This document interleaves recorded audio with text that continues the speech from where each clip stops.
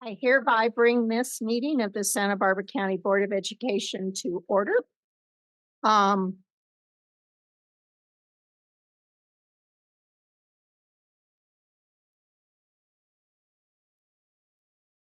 Once again, the interpretation is available on the live simultaneous online version. And I'm not going to say that in Spanish. And and the board meeting is being recorded. Okay, call to orders. We will now turn to our vice chair, who will lead us in the Pledge of Allegiance. So on this beautiful day of spring and renewal in this very, very wonderful place that we live, let's take this opportunity to salute our community. I pledge allegiance to the flag of the United States of America and to the republic for which it stands, one nation, under God, indivisible, with liberty and justice for all. Thank you. And now, Anna, would you care to do the roll call? Sure. Mrs. Alvarez Flores. Here. Mrs. Cardy. Here.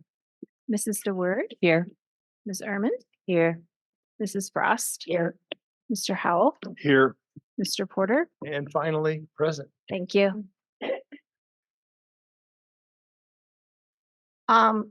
There are no changes to the agenda that I have, but there are a couple of things I'd like to note just to share it. When Michelle makes her announcements today, I'm sure she's going to mention the CSBA event last weekend.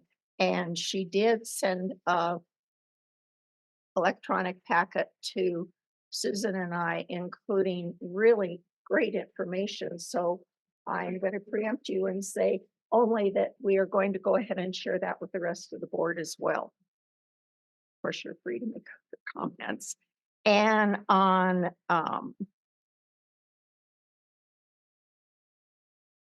on number 16, when we talk about our audit, we do have auditors that will be available electronically that we can ask questions to if we have those. So that's my comment about that. On president comments, first I want to say you might find I'm fidgeting a little bit today. My sciatic nerve is really driving me crazy right now. So every once in a while, I just have to move, but I'm okay. I'm not going to run away. I'm just going to move.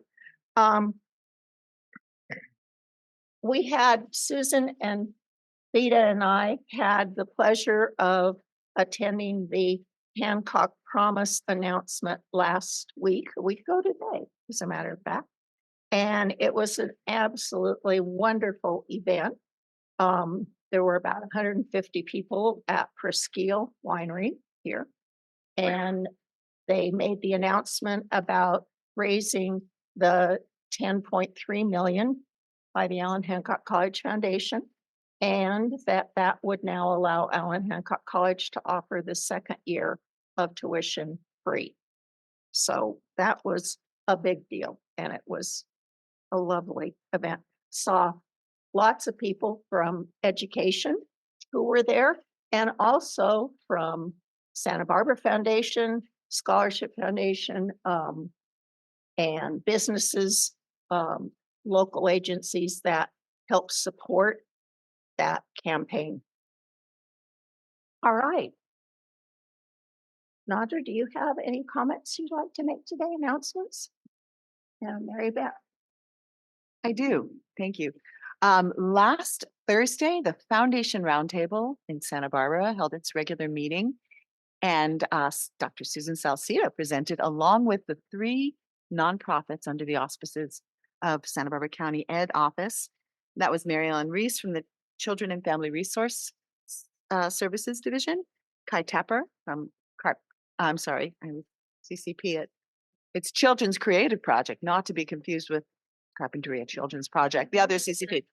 And finally, Chelsea Duffy of Partners in Ed did a fabulous job. You would have all been so proud to hear from these three leaders of the nonprofits, and everyone in the room, of which was comprised largely of private family foundations and community foundations, were extremely impressed with the quality and the breadth of services. And then subsequently, the very next day, we had a Partners in Ed board meeting, and I'm a long-standing board member, as is Joe Howell, as is Susan.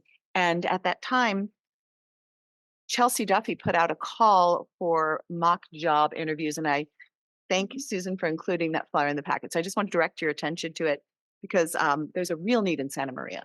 So spread the word. It's the Toyota Center on Wednesday, April 10th from 4 to 5:30 p.m. Partners at sbceo.org is how you sign up. And if you've never done this before, these mock interviews are so much fun. And they are a precursor to job readiness and training. And to that end, I noticed in our California Schools magazine this month, there's a really good article called Bridging the Gap. And it's all about Governor Newsom's Freedom to Succeed initiative and the California technical education pathways, of which there are many, and they are really wonderful ways for kids who may or may not be college bound or community college bound or Allen Hancock or Santa Barbara City College via the Promise to find really meaningful and well-paying work. So I just wanted to direct your attention to that as well. Thanks.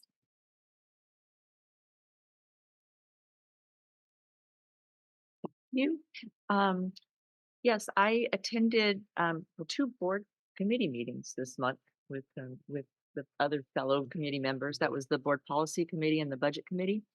I also attended the first 5 Santa Barbara County governance workshop brunch. That was very interesting. And executive director Wendy Sims-Moten, who's also the president of the Santa Barbara Unified, she's the executive director, and she was she opened the whole day event. And as you mentioned, I attended the California School Boards Association governance workshop. It was a 2-day workshop in Sacramento for specifically county board members. It was very well attended. There was the whole executive team from CSBA were there because of the changes now with CSBA being dissolved, or CCBE. So they were really on hand, really supportive of county members, and they wanted to listen to what the needs, the positives and the challenges of county boards throughout the state. So it was a really robust discussion. And all weekend, you'll see from the packet the different workshops that were conducted, and they were all very, very interesting. Last night, I attended the Cabrillo High School Aquarium in Lompoc, and I was so shocked how great it was. I didn't expect what I saw, and actually, I talked to the director, and I was very complimentary of the kids, the students, the public speaking. They were all so excited about their exhibits and how they had great eye contact, and I was just really and how grateful they were to have this program, and how and the community support. And the director informed me that this is probably the only program in high school this extensive throughout the country, if not the world. So I'm so happy that it's in our backyard, and I'm happy for the kids to be able to experience that. And they were all excited because a lot of them got their Cal Poly acceptances on Tuesday, and they were very thrilled, and they wanted to share that. And they're not all going to be marine biologists. Some of them wanted to go into early education because of the tours they've been giving to the preschoolers, and they just and the youngsters, and that's where they're practicing their public speaking, talking in front of groups. And they said one of Emma in particular was going into early education, so that was really exciting. Okay, thank you. Did you have the dates for the next CSBA event? The next event is the conference. It's and that it's I think the second weekend in September. So I'll get that date for you exactly.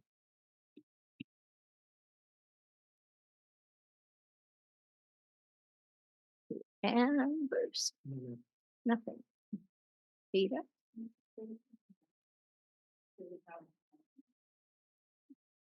And Joe. One item, February 27th.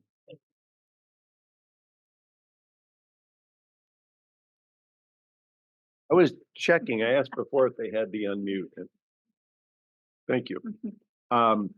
February 27th, at the county ed office, the upper parking lot was cleared, and it was an event sponsored by Partners in Education, and it was the mobile, help me Susan, the mobile hotspot launch. Launch, right? Was not Mobile hub. launch. Launch. So it was really exciting that Partners in Education and Computers for Families, everyone knows their story. I think they're up to 15,000 computers having been distributed. They determined that having a van was really key to the mission, because you could go to neighborhoods. In some cases, families with kids couldn't go to Adams School on a Tuesday night at 7 o'clock to pick up computers, but they could go to neighborhoods with the van, with the computers. They could give some instruction. If it's a hotspot, they can actually connect to the internet. So it was a long-term effort. A number of local companies, D.D. Ford, Doug Ford, who's active on the Partners Board, his company, Montecito Bank and Trust, a couple of nonprofits, all contributed to be able to buy this van. So it was showing off the van, which was great. Erica Terrasis, who is second in command at Partners, spoke. And she is always enthusiastic, but listen, she said, first I had to negotiate the purchase of the van, something I'd never done. Then I had to drive the van. But it really was a great feel-good event. And Susan helped me, the representative from Lompoc who spoke at the event.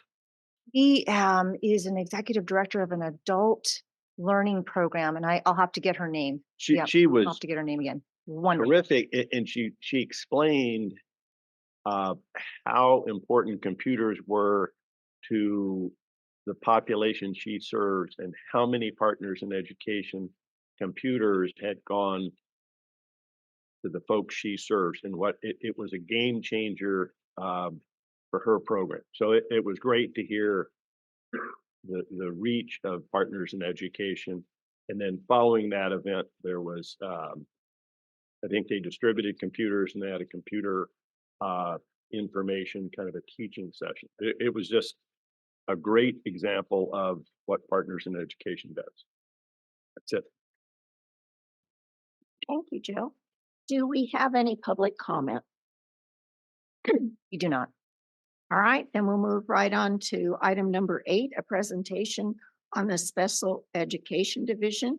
And we have our Associate Superintendent of Special Education, Kirsten Escobedo. If you would, you're already there. Thank you. Good to hear from you today. Well, good afternoon, everyone.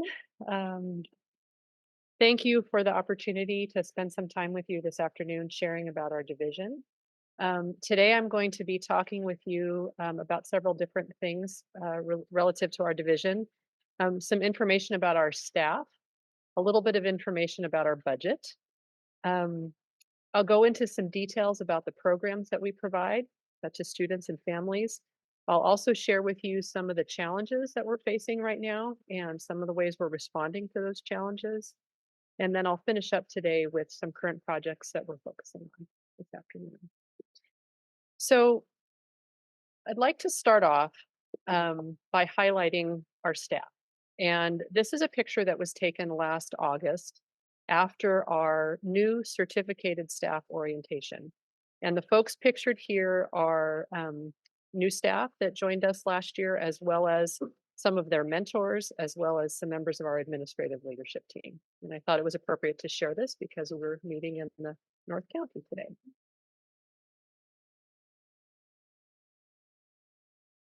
Oops. There we go. The back works. Good to know. So I'll share with you a little bit more information about our two groups of staff that we have, certificated and classified. Our division has, at last count, 117 certificated staff members. That includes the following groups: teachers, SLPs, school psychologists, nurses, and a catch-all group that we've referred to as other here. As you can see from the graph, the largest group is our group of teachers. That includes a variety of teachers with a variety of experience and credentials.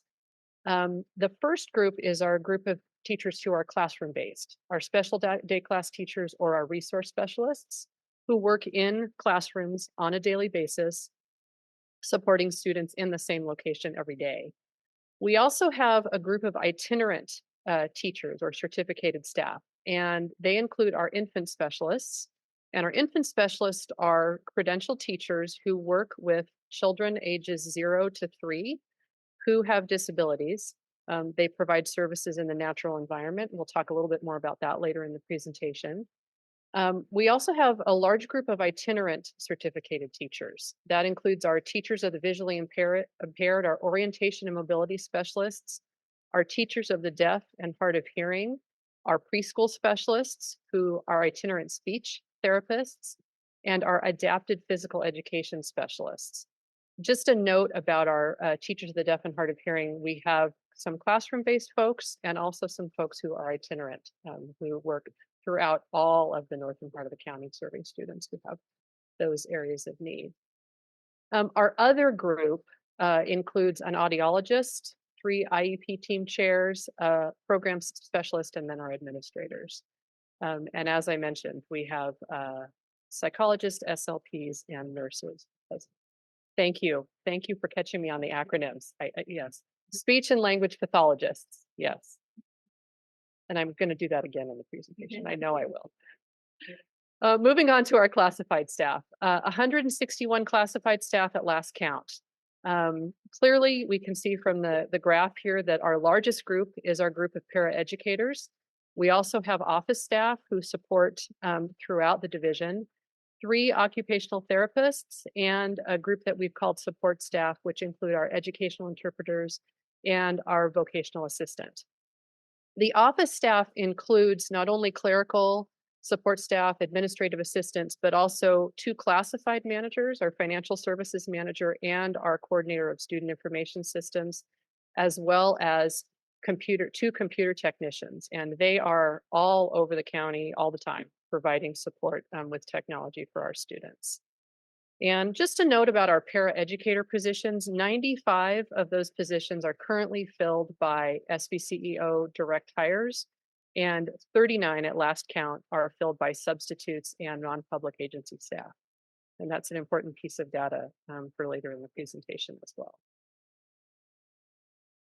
All right, just to spend a few minutes briefly going over our budget. We have 3 big categories of services that we provide. Infant services or early start, which are children ages 0 to 3. Direct service districts, which are 3 small districts to whom we provide special ed services on their campuses in their districts. And then our largest program, which is our regional program. And I'll go into detail about what that includes later in the presentation.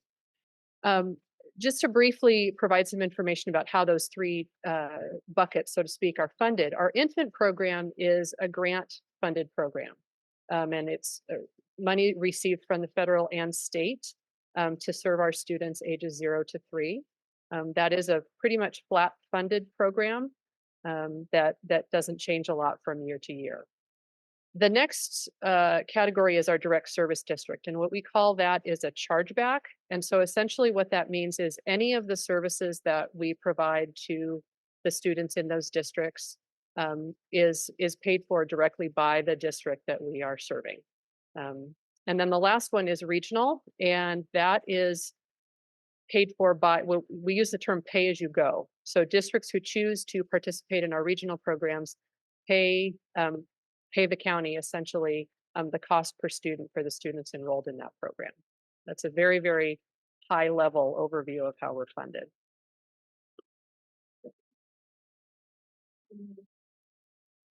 Could you remind us of the 3 small districts that receive Yes, services? absolutely. Cold Spring, Montecito, and Cuyam. All right. A little bit more about each of our program types. So early start, which we either call it early start or infant, depending on who's talking about it. As I said, these are children ages 0 to 3 who have been found eligible for services. We partner with Tri-Counties Regional Center to provide those services to them. Our first focus with those children are children with low incidence disabilities. And those are children who are deaf, hard of hearing, visually impaired, or have an orthopedic impairment. And the grant that I mentioned earlier allows us to serve up to 125 students throughout all of Santa Barbara County. So we are the only local education agency that serves children ages 0 to 3 in terms of an educational entity. The services for those children are provided in the natural environment, and typically that's the home setting. It could also be a daycare setting or a preschool, depending on the child's age. And our focus with those children is to work with the families and to support them on and teach them skills to address their children's needs in the natural environment. Something to note here, which will come into play later in the presentation, is that when children are approaching their 3rd birthday, we are required to receive a referral for them if they've been receiving services as an infant. We're required to receive a referral for them and assess them to determine if they continue to be eligible for services after age 3. Children turn 3 year round, right? All through the year. We're required to continue to assess them during the summer. That's a little bit different than what happens in our TK to 12 programs as things stop or their programs look different during the summer, and our requirements change a little bit during summer break, not with the 0 to 3. So what happens is children turn 3 throughout the year, and we continue to receive those children into our preschool programs if they're eligible. Yes. So this grant funding is to serve up to 125 students. Do we have 125 students? It varies. It ebbs and flows, but yes, Okay. we do. We have close to it. Okay. Mhm, yes.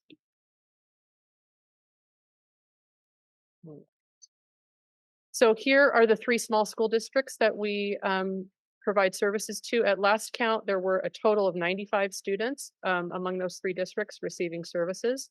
And as I mentioned earlier, the SBCEO staff who are hired to work there they have classrooms on those sites. They work right alongside the general education teachers, providing support to the students, either in a self-contained setting on those campuses or in an inclusion setting on those campuses.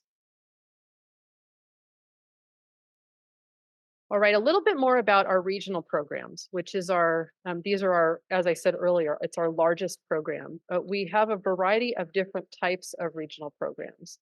And the way I think about regional programs is we are a little bit like a contractor for the school districts, right? They choose to send their students to us so that we educate them in our programs.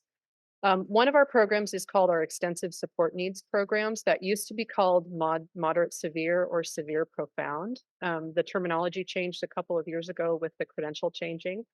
And primarily we serve preschool students who have that level of need, but also some students ages TK to 12 as well. In terms of our deaf education programs, we have classroom-based programs and itinerant programs. These programs, the classroom are all here in North County, and all of our itinerant services that we provide are in the North County as well. The services for those students in South County are provided by a different LEA. Also support for students who are visually impaired. Those staff are completely itinerant. They're in the classes in the districts in general ed, often providing support there. And then we also provide the special education in our juvenile court school in partnership with Renee Wheeler and her staff, and some occupational therapy support as well, primarily to our infants and our direct service districts in the South, Montecito and Cold Spring. And then our largest regional program, which is our preschool program. Talk a little bit more about that next. Yes. Is our children who are identified on the spectrum of autism included in this program? Yes. Yeah. Right. Autism is one of 13 eligibility criteria for special education. And just briefly to touch on that, eligibility doesn't determine placement. Because you can have one children who has autism and another child who has autism, and their needs are very, very different, right? And so what does determine the placement is their level of need. We do an assessment, we look at what their areas of needs are, we write goals, and then we determine where would those goals most appropriately be met.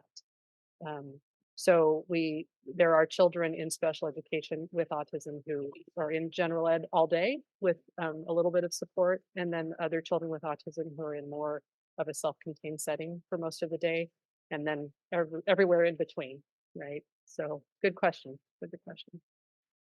These are the districts for whom we provide preschool services. At last count, which was last week, I believe, 677 preschool students were served. And when you see that chart that Dr. Salcido includes in her superintendent's report every month, you'll see that that number grows as the year goes on. And that's because we have those infant children, the 0 to 3, who are turning 3, who are found eligible for services. And so they're joining our programs throughout the year.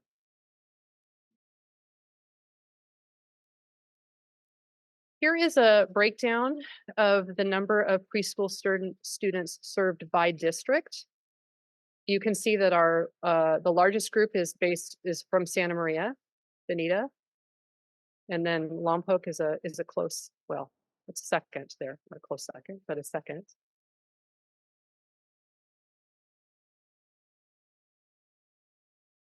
All right, in terms of our types of preschool services and programs, excuse me. Yes. I think the answer is obvious, but total by district, the districts are listed. So Santa Barbara Unified by definition provides its own service. Very good They're question. self-contained. They don't need us. Very good question. So the districts that are not listed here, and this is primarily the districts in the south part of the county, Santa Barbara Unified, Carpinteria, Goleta, Hope, I think I've got them all. They provide their own preschool services. And so we do not provide services to any of the children in those preschool programs. The only districts that we support now in terms of special education services in the south part of the county are Cold Spring and Mansfield.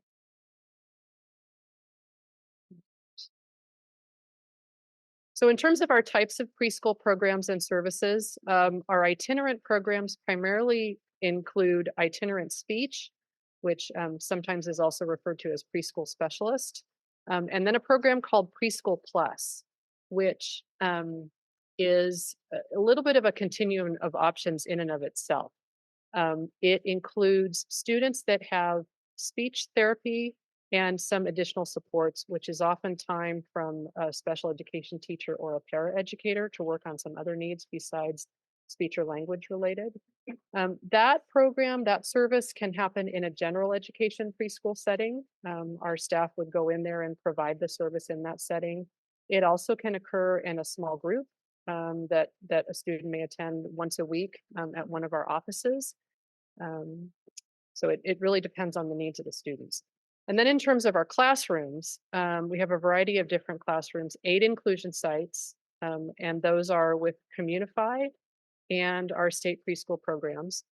The children with special education needs are enrolled in those programs, and their teachers and aides work in those classrooms alongside the general education staff and students, providing support to the curriculum in those classes. And then our 14 self-contained sites are children who are primarily self-contained in the classroom that may go out for and have an opportunity to interact with general education students for recess or a break time. Back to the autism question, we have 2 programs that we call LEAP, that stands for Learning Enrichment and Autism Program, one in Santa Maria at Ontiveros and one in Lompoc at Clarence Ruth. And those programs are designed for preschool students who have the highest level of need related to autism. And then we have one deaf education preschool class for preschool students and that's located at Ralph Dunlap. All right. So speaking of acronyms, I realized this morning when I was going over this that there are two acronyms on this slide that I need to define for you. One is SELPA, and SELPA stands for Special Education Local Plan Area. There are 125 SELPAs throughout California. We have one here. It's the Santa Barbara County SELPA that is under the leadership of Dr. Ray Avila.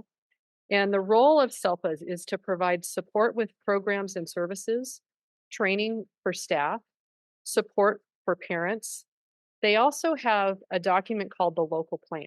And the local plan is a reference and an agreement essentially between and among the SELPA and all of the districts that participate in those programs. It provides guidance and interpretation on education code, guidance from CDE, mandates or other regulations, and is really the policies and procedures that govern how we run our programs, our regional programs. The SELPA also provides financial oversight and guidance related to special education funds, and the special education funding to districts flows through the SELPA. JPA is a joint powers agency, and in this case, it refers to the board of representative superintendents from throughout Santa Barbara County who provide oversight to the SELPA. Dr. Salcido participates on that board, and that's the group of individuals who approve changes to the local plan, approve how funding is spent, if there's a discussion that needs to happen there, and makes other changes to that agreement in the local plan.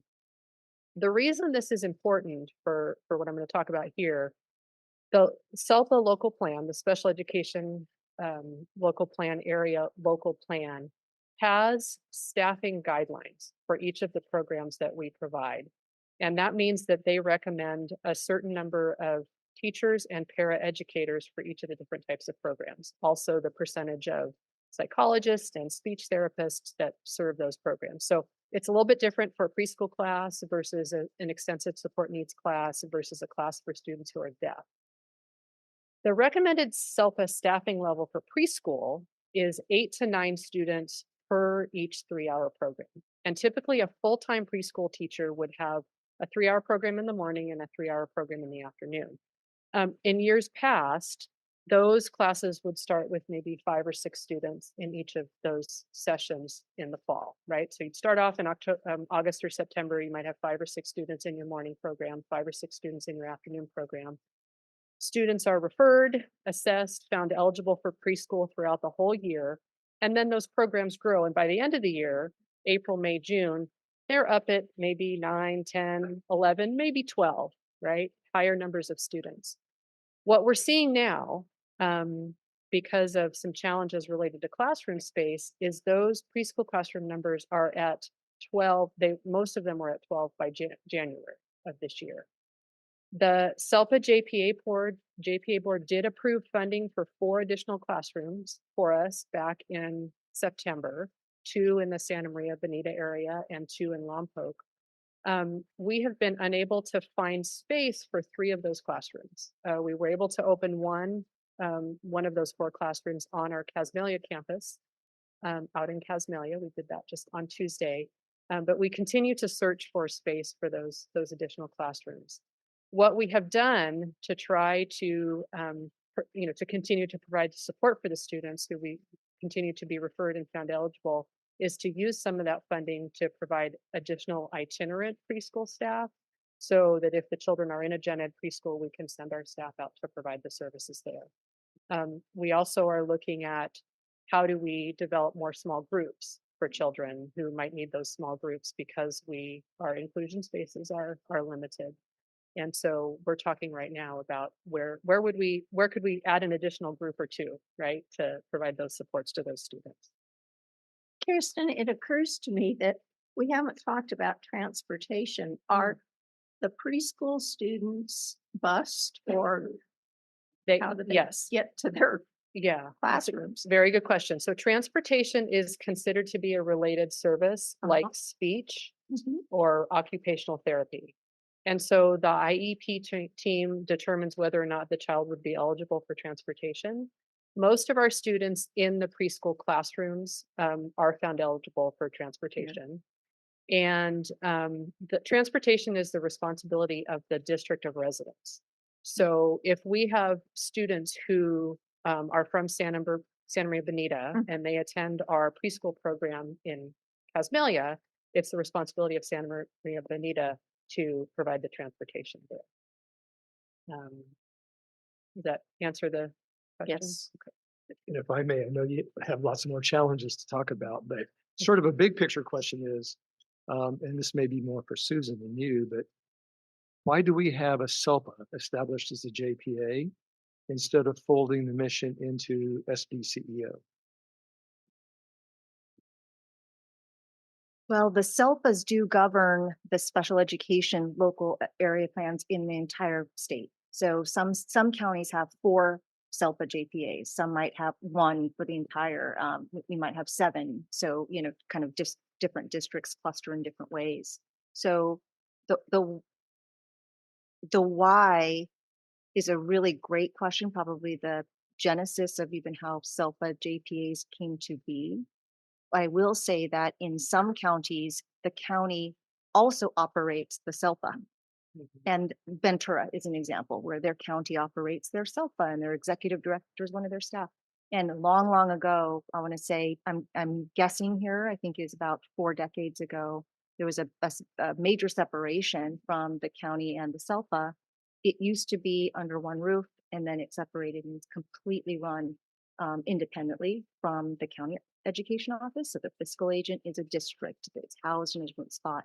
So I'm explaining kind of around the question of the why, and I can come back to you with more of the why, but I know that that's how it is administered in California. And there's a lot of conversations actually about the effectiveness of SELPAs to administer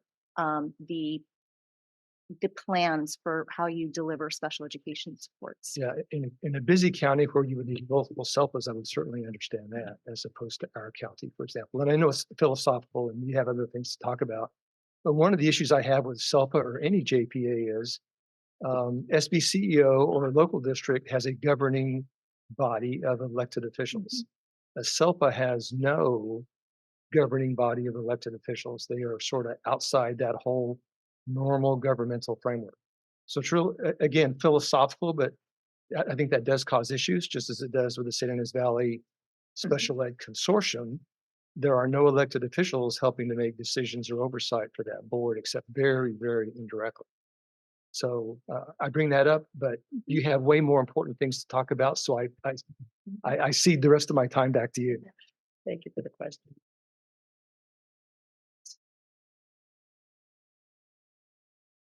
So another significant challenge that we're working through is staffing. And you heard a little bit about this when Mari Gonzalez and Amy Ramos presented a couple of months ago their workforce update. Currently here at SBCEO, we have vacancies in all of the areas listed on the left. Some of those vacancies are filled by non-public agency staff, and some are not, or subs, and there's a small number that are not. Our current solutions to address those challenges is to contract with non-public agencies. We have a large number of non-public agency hires serving as speech and language pathologists right now and paraeducators. Our current staff are working extra hours to fill those vacancies. In some cases, our coordinators, our special education managers are substituting in classrooms if there is a teacher vacancy or a teacher who's out and we've not been able to find a sub for that day. One of the things that we have done to attempt to solve this problem more on a long-term kind of a basis is working with paraeducators who have a bachelor's degree, appropriate educational level, who have expressed an interest in becoming teachers, current staff. And we have, I believe, 5 or 6 right now who have, we've worked with them over the course of the last couple of years, and they've worked to become teachers. And I'll talk a little bit more about that on another slide. And then finally, one of the other things that we really ramped up this year is our targeted recruitment efforts in partnership with Human Resources. as I speak, our administrator, Kalisa Castillo, is at a speech and language pathologist convention with a representative from Human Resources with the goal to recruit some speech and language pathologists. So other current areas of focus are a big one this time of year is student transitions. Anytime a student goes from, for example, preschool to TK or kindergarten, or 6th to 7th grade, they move from one district to another. In our case, that might happen in Montecito and Cold Spring, and it does happen every year.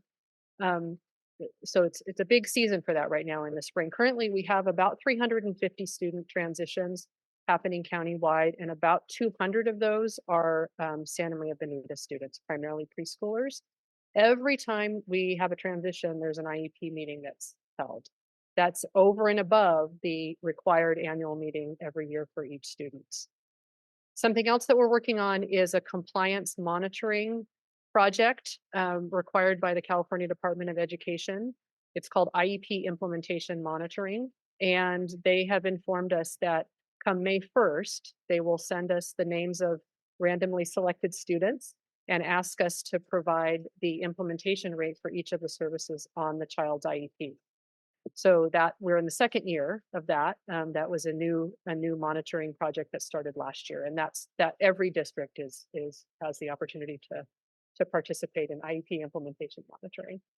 I assume that since they're monitoring, they're looking at the results for some reason.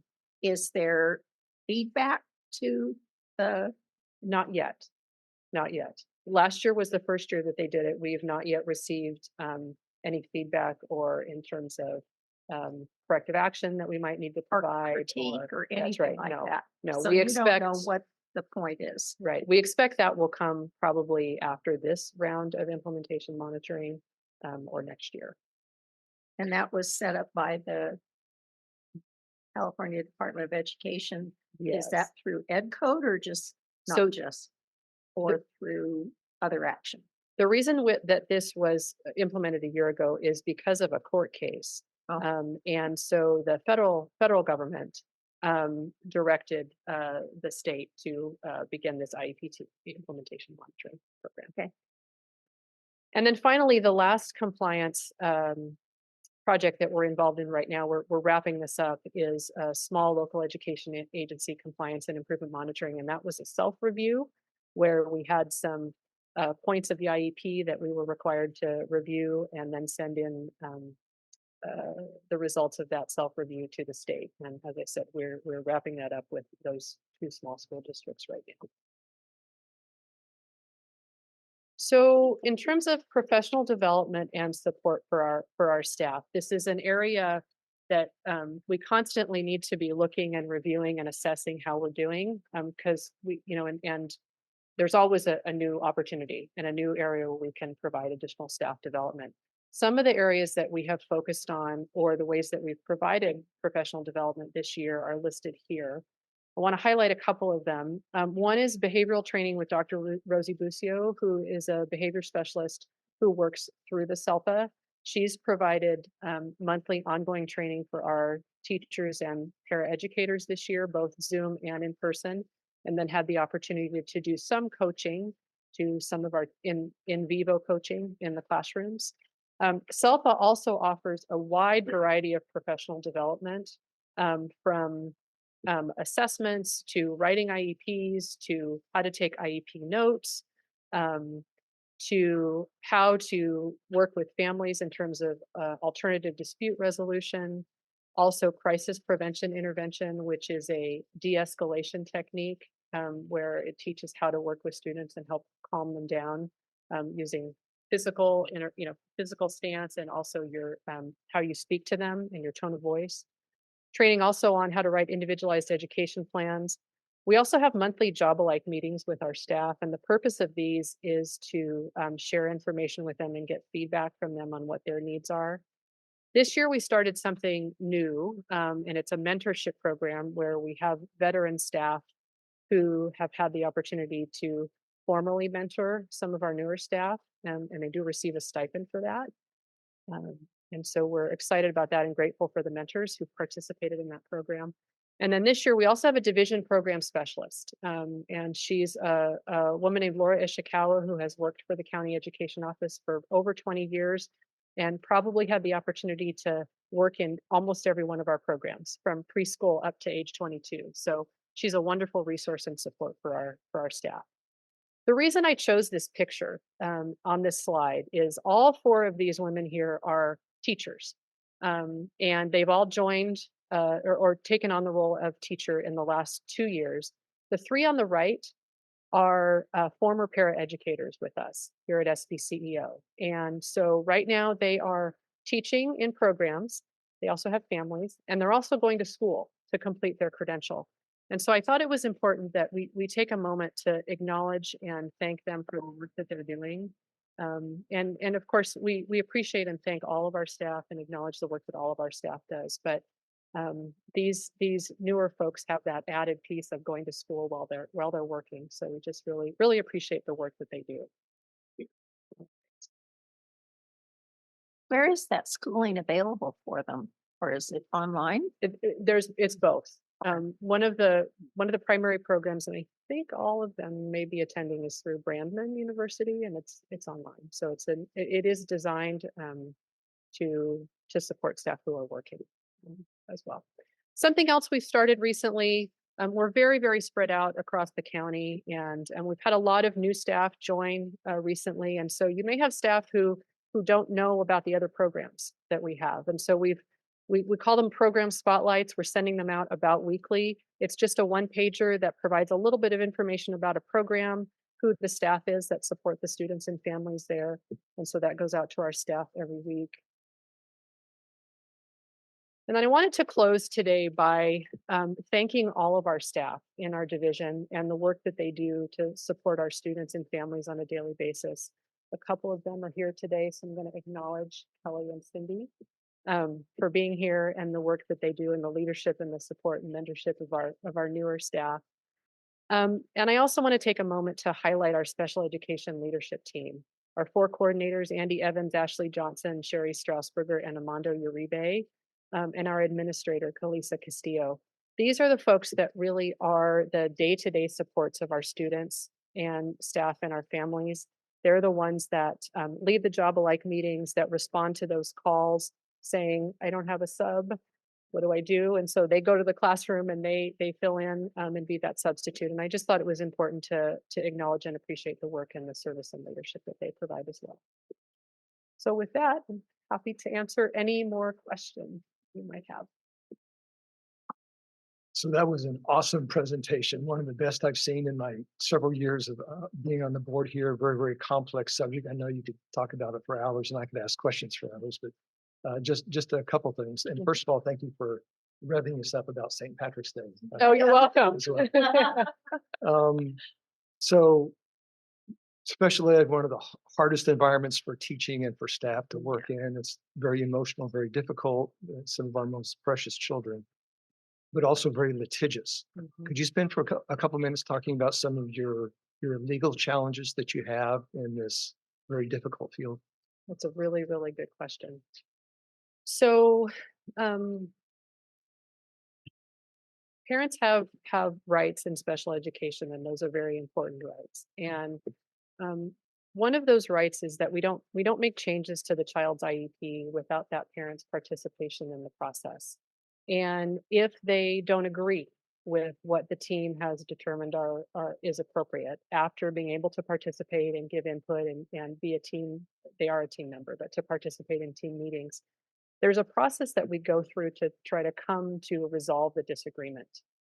And that starts with something simple as it might be a phone call from an administrator following up on a meeting. It might be an administrator attending an IEP if they haven't had a chance to be there yet. Often what we find is that, not always, but often it generates or starts with a miscommunication or maybe a lack of understanding of really what the parents' concerns are. We do our best when we assess the children and we recommend services and we recommend placement. But often parents may not feel comfortable completely speaking up either, right? Because it can be intimidating, perhaps coming into a meeting, you're the only person and there's all of these experts there, right? So that's the beginning of the process that we work through to try to come to agreement. If that doesn't work, there is an opportunity through the SELPA to participate in what's called alternative dispute resolution. There is a cadre of trained leaders throughout the county who have been trained in those strategies, who we can call or a parent can call and say, we're just not agreeing right now. Can you send somebody to help us maybe come to agreement? So that's another option. Sometimes parents will agree to that, sometimes they won't. We do have situations where parents retain attorneys and they bring the attorneys or advocates, not always attorneys, but advocates to IEP team meetings, and we work through those processes as well. And there are times when we are not able to come to an agreement, or perhaps a parent had a concern that we didn't know about, and that can and does it sometimes lead to a due process finding. And we have not received a large number of those in my time here. I think we've had two, maybe, amongst all of our programs.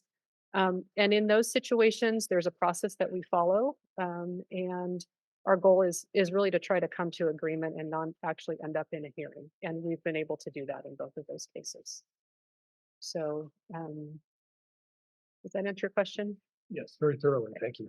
Are those meetings in available for Spanish speaking or Mixteco speaking, English speaking? Yes.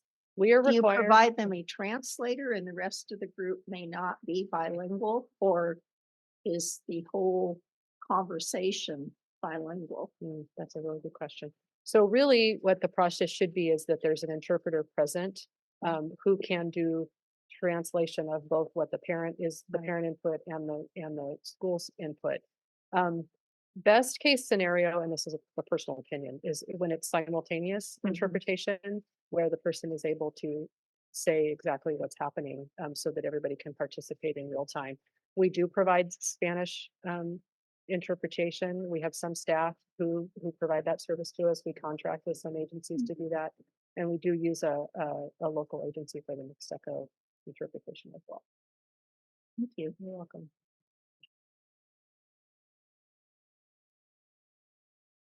Other comments, questions? It was a very informative and concise presentation, Kirsten. Thank you very much. You're welcome. You and your team. You're doing an excellent job. Thank you. And now we will turn to our superintendent for her report. Thank you so very much. And I want to say thank you to Kirsten, as the board has recognized, just a tremendous leader, somebody who takes on so much in so many different ways. And I want to say gives back in a very even and balanced, measured, thoughtful, compassionate way. And so I really appreciate your leadership and your presentation, Kirsten. Thank you so much. All right. So with the superintendent's report, I have a few additions to add and then some pauses along the way. Plus, I'd like to answer any questions you might have. First, there are some invitations at your spaces, and I want to make sure just to point them out. I don't actually have them all in front of me. They're in front of you. There is a Hope Foundation Education Award that came directly to you from the Hope Santa Barbara Education Foundation Hope Award, excuse me. There is the grand reopening of the outdoor school at Rancho Alegre, which is right across from Kachuma Lake, that was significantly burned through the Whittier fire in 2017. The invitation is actually for tomorrow. So I realize it's an immediate turnaround, and you may RSVP and attend. It's completely worth your time. It's beautiful. But if you can't attend it, they also online will say, if you'd like a private tour, please contact XYZ person. It's online, and you're welcome to attend that too. But this is a outdoor program camp for 5th and 6th graders. I had an opportunity to tour it several months ago, and just an elegant and also informal outdoor space for exploration. So you have that. Buellton Union School District invited each of the county board members today, so we wanted to make sure you had the flyer there for their electric school bus, and they'd love to see you at their celebration. You also have the Santa Barbara County School Boards Association dinner flyer as well. That's also another agenda item within your book. I think those are the different invitations that you have. I also wanted to give you an update from the two education fairs that have occurred in February. One was in Santa Barbara, one was here in Santa Maria at the Souza Center, and we had about 176 attendees this year, combining at those two fairs. The large majority were here in Santa Maria, and there was a combination of interested individuals in certificated position, teaching positions, classified positions, and substitute positions. Really want to thank Mari and Amy and the Human Resources Division for staffing those events. And I'd say it was probably 3 to 4 times more well attended this year than last. So a lot more attendance at those career fairs. And more than attendance, I will say I've heard from our human resources team that there actually matches happened, employment happened through those fairs as well. And that's really what we want to ensure that happens. So that was one piece as well. All right, so as we go into your report, beyond the fun service awards, and really appreciate those who could attend, I wanted to pause and invite Steve Torres to the podium. It's the top of page 2, SBCEO facilities, to give you an update. And also circle back on the question that Mr. Porter asked last time around bonds, county offices and bonds. And if I step one step away from that too, really, we were talking about the fact that we have some significant needs. As you just heard from Kirsten share part from special education, we've got similar needs in the early care and education department as well. So as we begin to look for spaces, whether it's leasing or purchasing, the great question came up of, well, do we even qualify? Not that we would pursue it, but do we qualify? And at the time, I thought, I really, thinking back, I just don't know that we do. Let's look into it. And we've had a bit of a journey in looking into it. It wasn't a straightforward answer. So let me ask Steve to explain. Okay. Okay, thanks. So I'll start with that particular question. So there was a little bit of confusion up front, some digging that we had to do. In Prop 39, it includes COEs, or county offices of education, as eligible entities for general obligation bonds. But there's a companion bill to that proposition, Assembly Bill 1908, which restricts county offices of education from general obligation bonds. And so one says you can, one says you can't, but the Assembly Bill supersedes the Prop 98. And the main reason for that is that there's not an assessed value. And I think you were alluding to this, I think, Mr. Porter, at the last one. There's not an assessed value for the county office. That's spread out amongst the individual districts. There have been conversations in researching this more around making county offices eligible, but there's this ongoing debate as to whether perception that we would be competing for the same tax dollars as our districts. So we are not eligible for those. There are other non-voter approved types of debts that would be backed by our general fund. And we also are fortunate to have, reserves for facilities. So that, right at this time, that's the route we'd be exploring, but we did want to make sure that we kind of turned over all the stones to see what our options were going forward. Any questions on that particular item? And then as far as the facilities director position, we just want to provide you an update. Mary Beth Gallus is no longer with SBCEO. We are currently advertising the position for facilities director, and we are hoping within the next few weeks to identify a candidate. In the meantime, we are proceeding with all of our facilities projects through the help of our maintenance and operations department and other staff from the administrative services division. Thank you so much, Steve, for that update. And at the your last board meeting, I was sharing that through the legal committee, that I'd really like to ask it to convene to talk through some of the deeper details of what we're searching and finding here in terms of property, specifically in Santa Maria. It has not convened yet. We are just now, I think, circling, and maybe we'll be able to finalize by tomorrow a date for that committee to meet about these projects. So more to come. That'll likely happen in April. Just a quick follow-up question. Yes. Can't use general obligation bonds. You said there's other means, so I assume a certificate of participation that we would fund, not the taxpayers, except indirectly, of course. Is that what you were referring to? Correct. So one form of debt financing would be certificate of participation. There's also tax and revenue anticipation notes that are eligible, but those would all be through the backing of our general fund. Yeah, I think that would break our general funds, and that's not going to happen. Okay, thank you. Thank you. Thank you again, Steve. I really appreciate it. So going back into the report, then there are multiple program reports. I did get a heads up of a question from Mr. Wertz. I wanted to respond to it here about one of the bullet points, and that has to do with the Reading and Literacy Supplemental Authorization Incentive Grant Program, which is on page 3. The notification that we received the grant just came, and then I entered it into the report. So it's very, very new. But what I'd like to do is give you a broad sense of what it is. So the California Commission on Teacher Credentialing says that you may, as a teacher, if you already have a teaching credential, may add on a supplemental authorization, specifically for reading and literacy. And that's a really important supplemental credential, because what we know is that while teachers go through rigorous programs for their credentials, elementary and secondary, oftentimes the reading component, this literacy component, it really needs special attention and spotlight. And that's what this supplemental credential allows you to receive.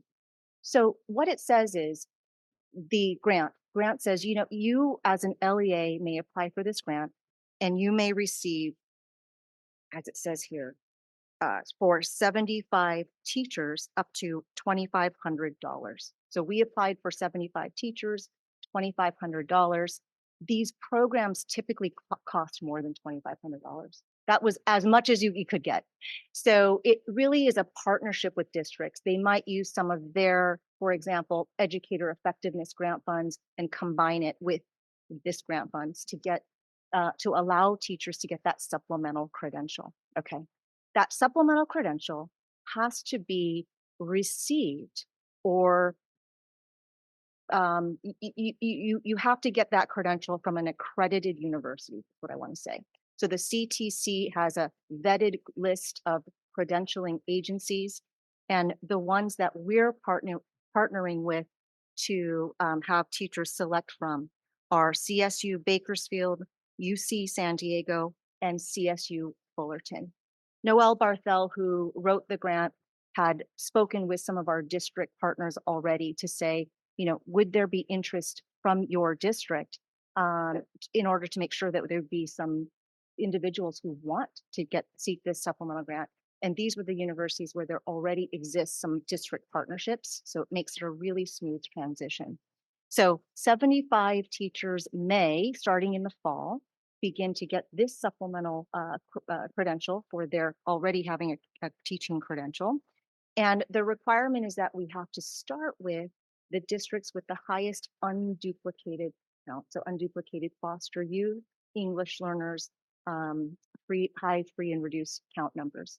So while all districts may eventually participate, we'll start with our district with the highest unduplicated count to participate. At this point, no districts have signed up. We haven't put flyers out yet, but this is what that grant is about. And it really is for teachers to go through a training on reading and literacy, supported by the science of reading, talks about progress monitoring, it talks about assessments, how to intervene. I mean, it's a rigorous program for a credential, an add-on credential.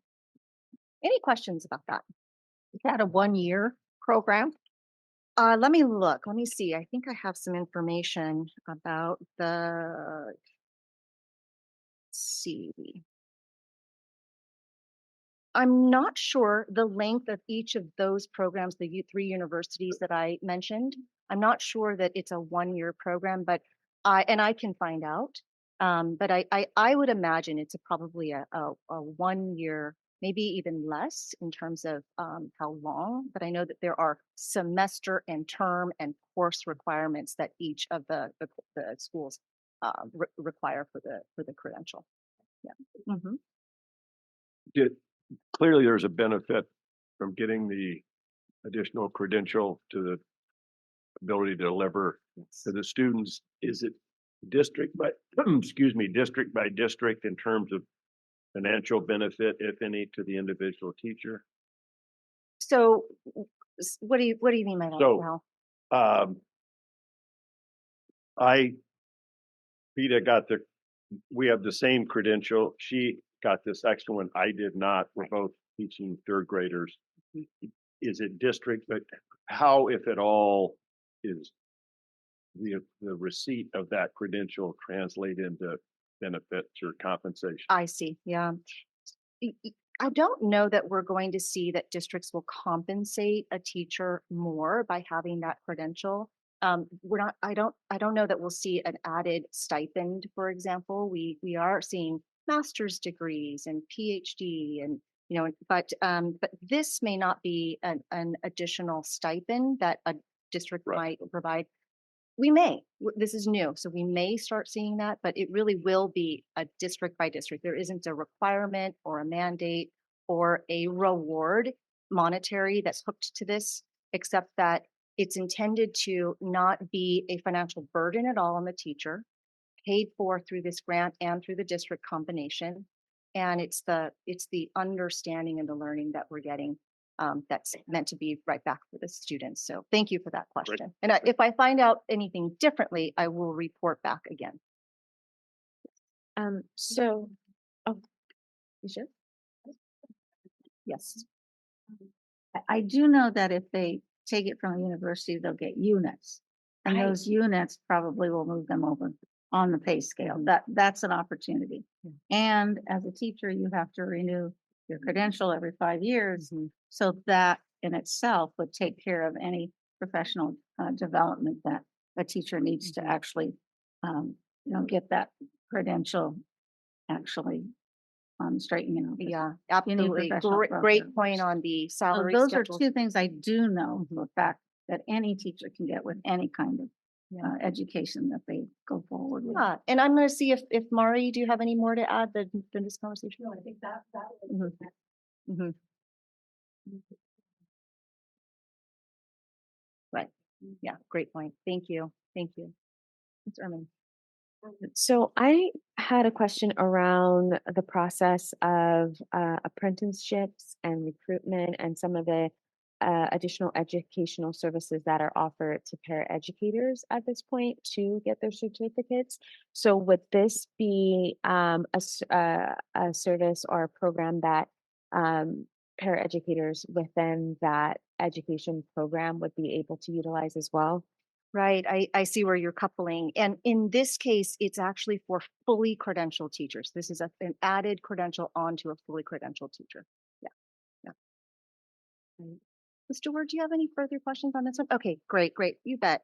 So let me go on and see if there's anything else in the report that I wanted to pause on. And then I don't. So let me see if there were any other questions about the report to you before I turn it back over to Mrs. Frost. Okay, well, thank you very much. I'll hand it over back to Mrs. Frost. Okay, we will move on to the consent agenda now. And you see before you the items that are included in the consent agenda. The central office calendar is an annual item, so that we haven't seen for a while. The other items, I think, are all standard items that we're used to seeing. Do I have a motion to accept? I'll move.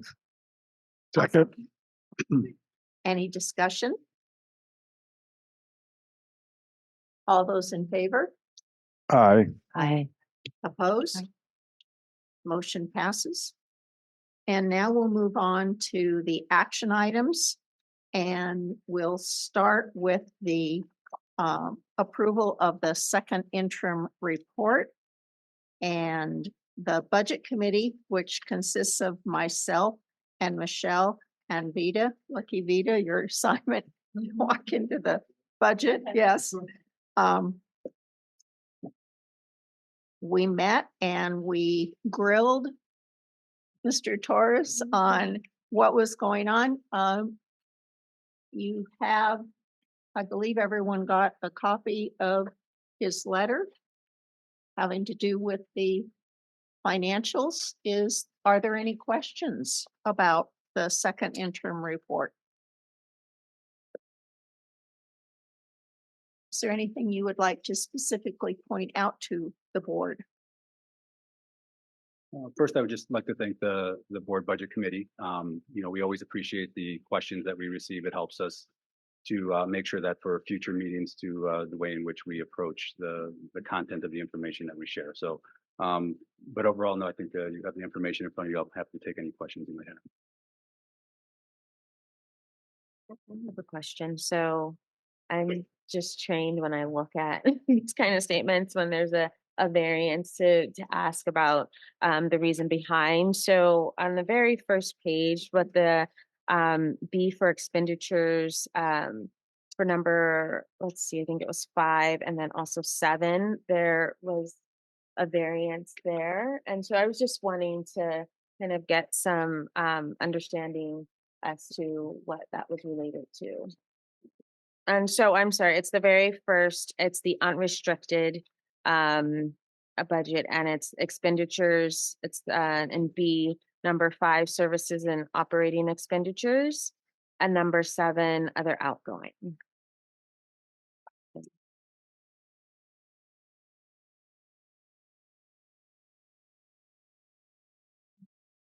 Yes, page 1. Number 5, and then oh, I was like, it's green. and 7.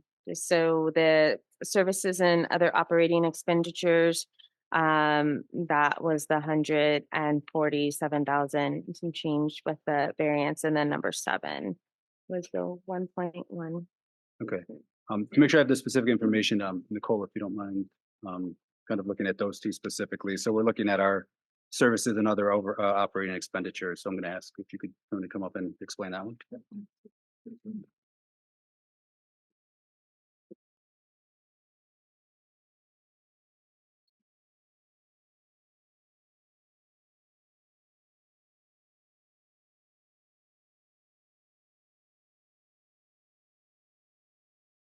So unrestricted.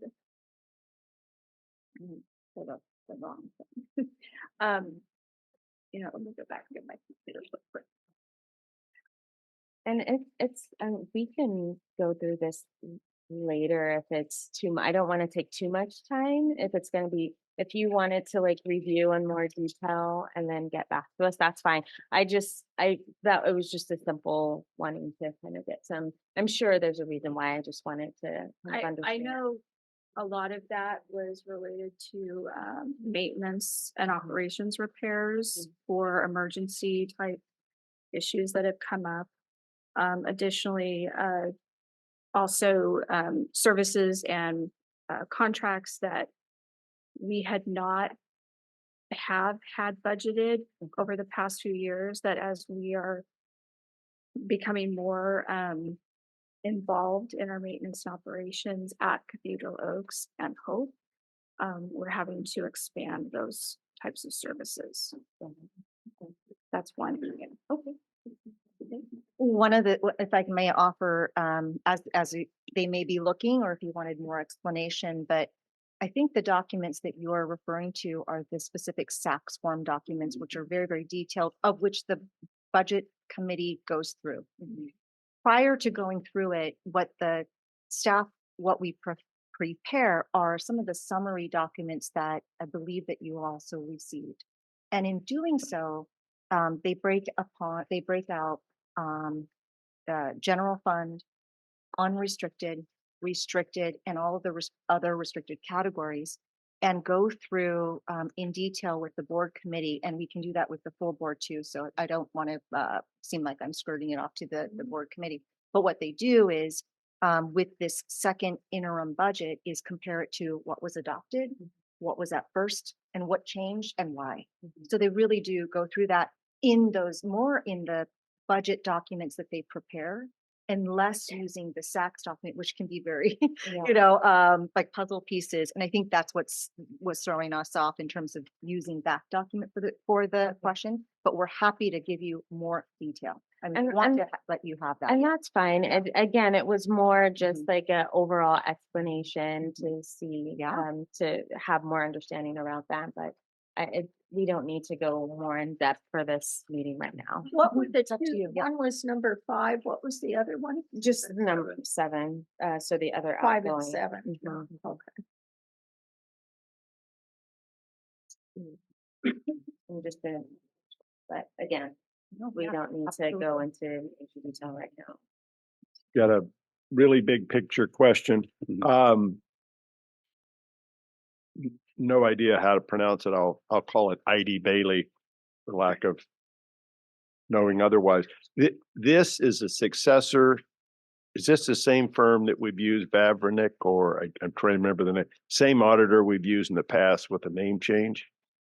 Yes. Okay. That's number one. Number two, I know some organizations by law, I think of banks, and I'm sure there are others, there is an express requirement to change auditors, individual auditors within the firm. In some cases, I think, to consider change auditing firms. Change for the sake of change seems to me not something worth pursuing. But are there any requirements on us to make changes of, for example, the staff auditor assigned to us, if it's auditor A and they've been with us X number of years? I see real benefits of somebody who knows our organization. I'm just wondering if there's some outside requirement or accounting firm requirement that we make a change that you're aware of. Yes, there is a change. The cycle itself, But it's every 6 years that we have to evaluate, our auditors, and then decide to continue to use them. Okay. actual questions about the auditor on the next item. We're looking at number 15, which is just the second interim report. The financial side, not the audit side, but that's all right, Joe. Oh, okay. Well, I know that Well, this is the firm. I want to be sure this is the same firm and a change in name. Thanks. okay, if that is the extent of the questions that we need to deal with today on the second interim report, I will entertain a motion. I just want to thank Nicole and Steve for Yep. answering all of our tough questions during the budget committee. And I appreciate you, Nadra, as well, just with your questions. I think it's great that everybody, lots of eyes on this. Yes. So I will make a motion to approve the second interim report. Any discussion? Hearing none, all those in favor? Aye. Opposed?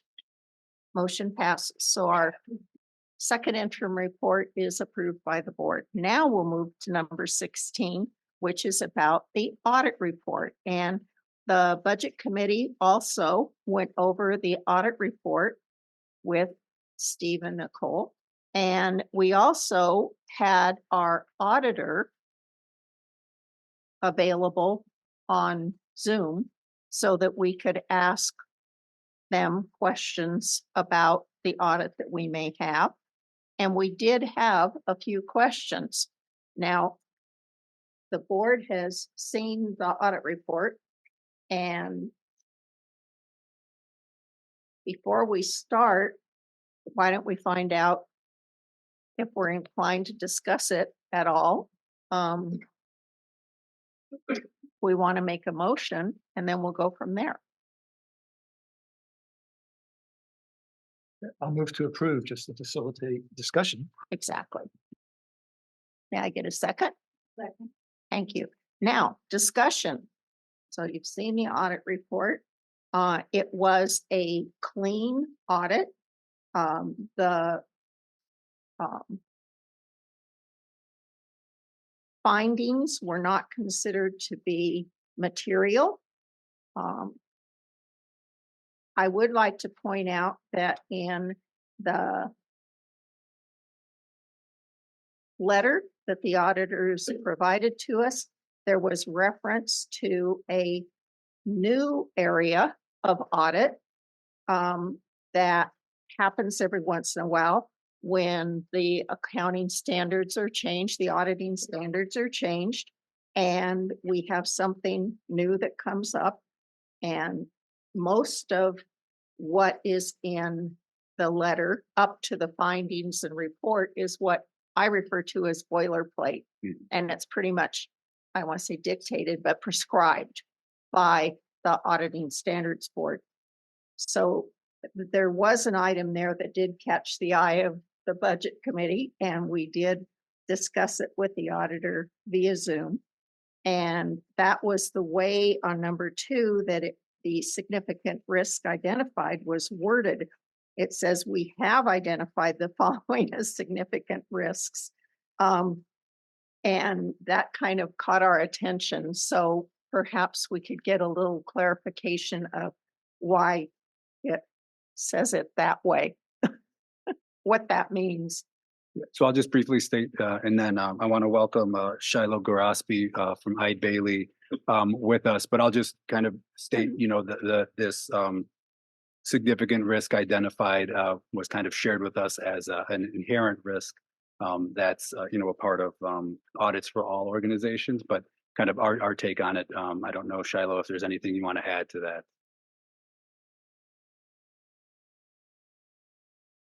Okay, we're going to work on the sound real quick, Shiloh. We weren't able to hear you.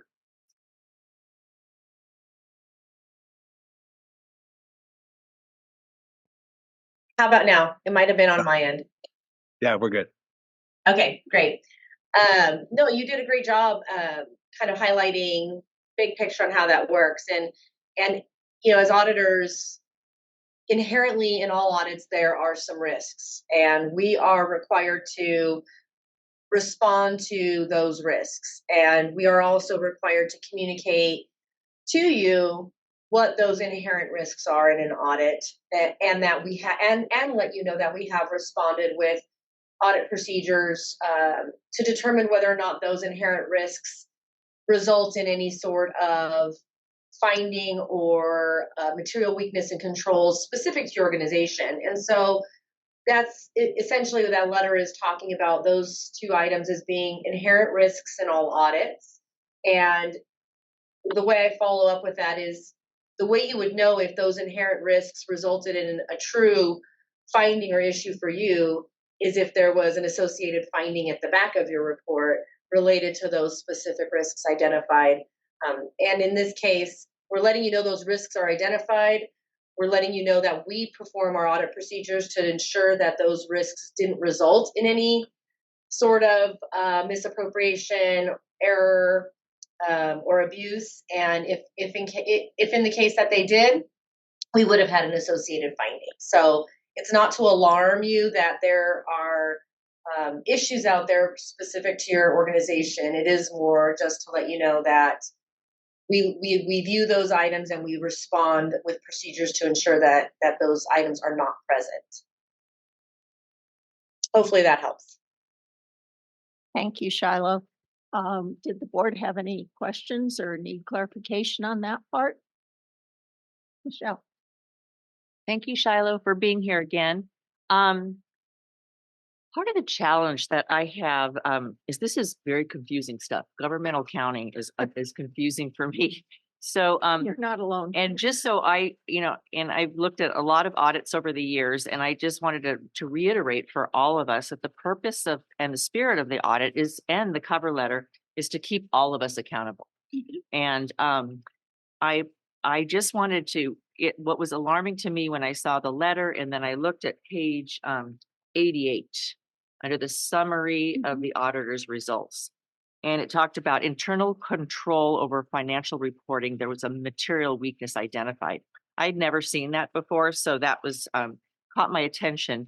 But I just wanted to question Shiloh, is that now that we found the weakness and we have the finding identified, I want to just make sure that we have taken a corrective action and that we're going to, and that there are systems in place that we won't see this as a finding for next year, hopefully.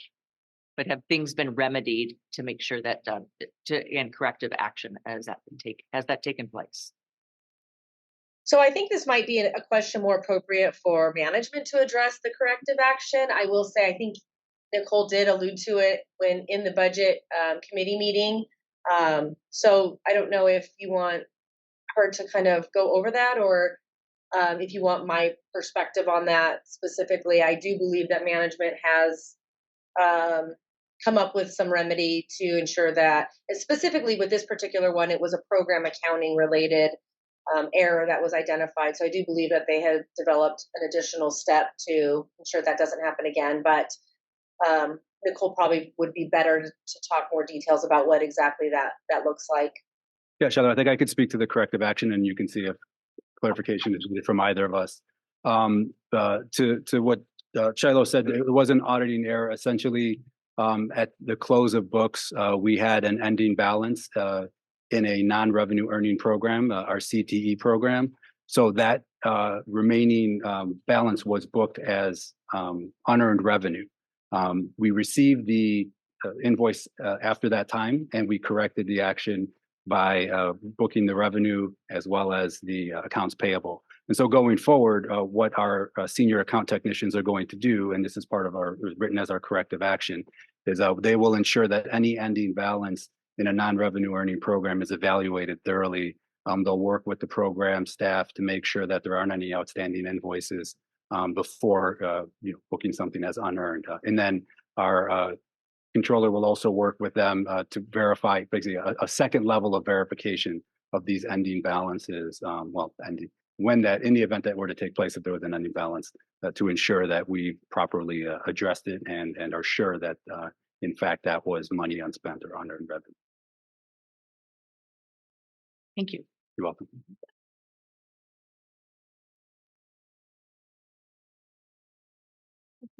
I'll make the motion. I think we did. You Oh, made we the did to motion, the accept. second, Oh, were we did. just Okay. Doing discussion. Any further questions about the audit report? Or the auditors? Or the findings? If you don't mind me just maybe touching on the question or comment that was made earlier regarding the audit rotation, just so that I can provide you all with where we're at with that and in the rotation requirements. So the 6 years is the rotation requirement for local education agencies here in California. And it is an internal rotation requirement. It's not a firm requirement. So just so I think that was, you may have asked that question as well. And we are responsible for self-monitoring of that. And we have within our firm protocols and tracking mechanisms and quality control processes in place to ensure that we are monitoring our rotation requirements. And so for you specifically, I've been the audit partner for 2 years. So we did do the rotation, the mandatory rotation, starting in your fiscal year 2022 audit. That was my first year on the audit, and 2023 has been my second year on your audit. Is that requirement only at the audit partner level? Is that what they monitor, or is it anything below? It is, but we could always make a change beyond that if that was your preference. But the requirement itself is at the partner level. As the audit partner, I'm the signing authority. We do think there is a benefit to keeping some consistency within the team because that helps with transition. But it is my responsibility to review all the work, make sure the audit was done appropriately, bring a new set of eyes, and then sign. So I am the audit partner is the one with the rotation responsibility. There have been times when clients have asked for rotation beyond that, and we can accommodate that. but again, it's not required. And we do see a benefit towards keeping some consistency with the team, just for sake of transition. Absolutely. Are there any other comments, questions? Then I will call for the vote. All those in favor of accepting for file the annual audit report? Aye. Opposed? It is accepted. Thank you. Okay, Madam now, Chair, if I may, Yes. thank you, Shiloh, so much. If I may insert a comment and then how you want to handle it in terms of the board, you let me know, you let us know. There was a question about this letter, the management letter that you all received along with your audit. You all the board members received the audit book as well as the letter. And subsequent to it being mailed to you, we posted that letter on the website too. So it's all there on the website. Mrs. DeWord had asked for copies of previous management letters, of which all board members have received them each year. So we sent those to you today. I don't know if you received those yet, but we received those to you. But Michelle had a question about going back to also post those management letters in arrears. There's basically back to 2019. And rather than post onto the board's materials and websites, I wanted to bring it back to the board to see how you wanted to handle that request.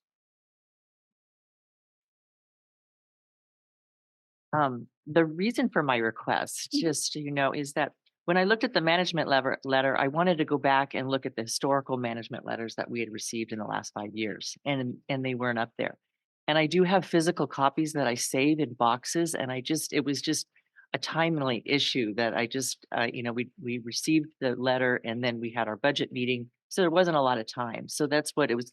It was just for more efficiency to have those letters up there, just for having some historical information on what our past, because those management letters are basically, it's really hard to read the audit. It's 180 pages.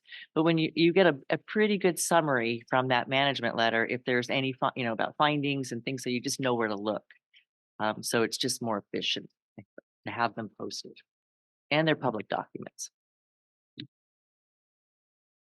my concern about that is exactly what happened with this management report versus the one we received a year ago. There have been modifications and changes in the audit standards, which change how the letter is written and what it says, how it is referred to. And without having a chance to talk about that and realize this isn't being included because they found something or we did something wrong or whatever, it's being included because the audit standards have changed. So it concerns me about having ones to compare. I have no issue with including it or question or concern about including it with the posting of this year's annual report. The whole package should go together. But having prior ones online, it could just cause a bit of confusion. That's just my thought on it. Thoughts from the board, Bruce? Yeah, I guess my thought is if it was a document that came to the board and was used by the board in public session and it was part of the overall audit process, I don't know why we wouldn't post it along with the budget document. I mean, we're going to do it this time, so we might as well go back and make the previous packets whole as well. Just seems common sense. But I certainly see what you're saying, but they're going to change the audit conditions and standards change almost every year anyway. Correct. That's just the way it is. So, But I don't know that that's something that it isn't stated anywhere in the letter. Like if the letter started out with the auditor saying these are new requirements based on auditing standard changes, then I wouldn't have the concern I have that without that, people would not understand that that was what was driving a specific point in the audit report from prior years. But yeah, as I said, I have no issue at all with having the current year entirely posted, but prior ones on specifically just the management letter could be an issue. The findings should be included as part of the audit report.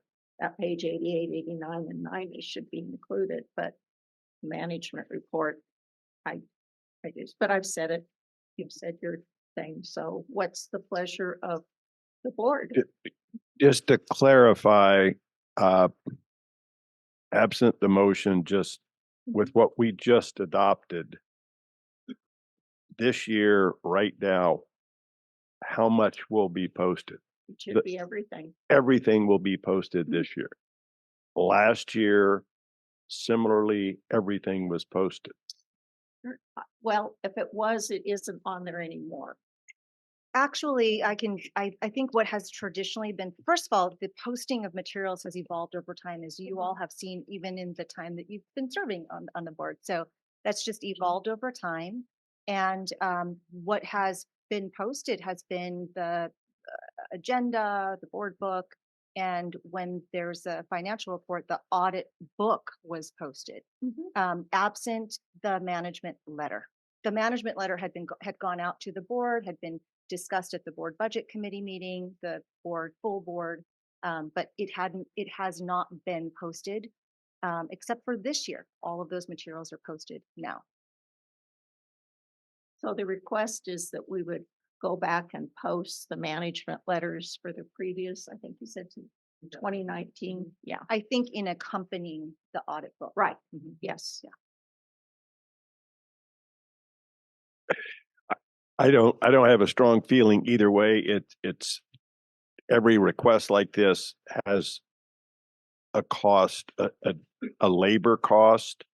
And so it's benefit reward. I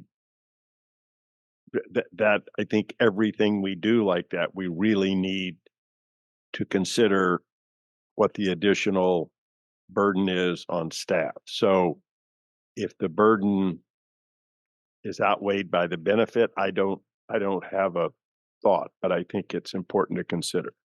Let me give you a firm example of what we expect is going to happen at some point here. Those of us that have been on the board a while have seen the transportation finding again and again and again and again. It's something that we will not ever be able to meet the audit requirement for that. There is actually a possibility that audit standard will be modified by changing the Department of Education would actually change a metric. And by doing that, it would no longer become an audit issue. So from one year to the next, it would disappear without any explanation. It wouldn't. So the assumption that a person could have is that they fixed the problem when we didn't change anything. Nothing needed to be changed. It was, again, the framework within which the reporting is done that was changed. So that's an example. I'm wondering if it would be possible if they were put on the website to just have a disclosure about that, saying that audit requirements do change every year. Maybe there would be a resource that, someone, if they wanted to know what that is, they could go to that website and look it up. And then that way we would be able to provide that level of information to the public while letting them know that there may be changes with the information that they're receiving year over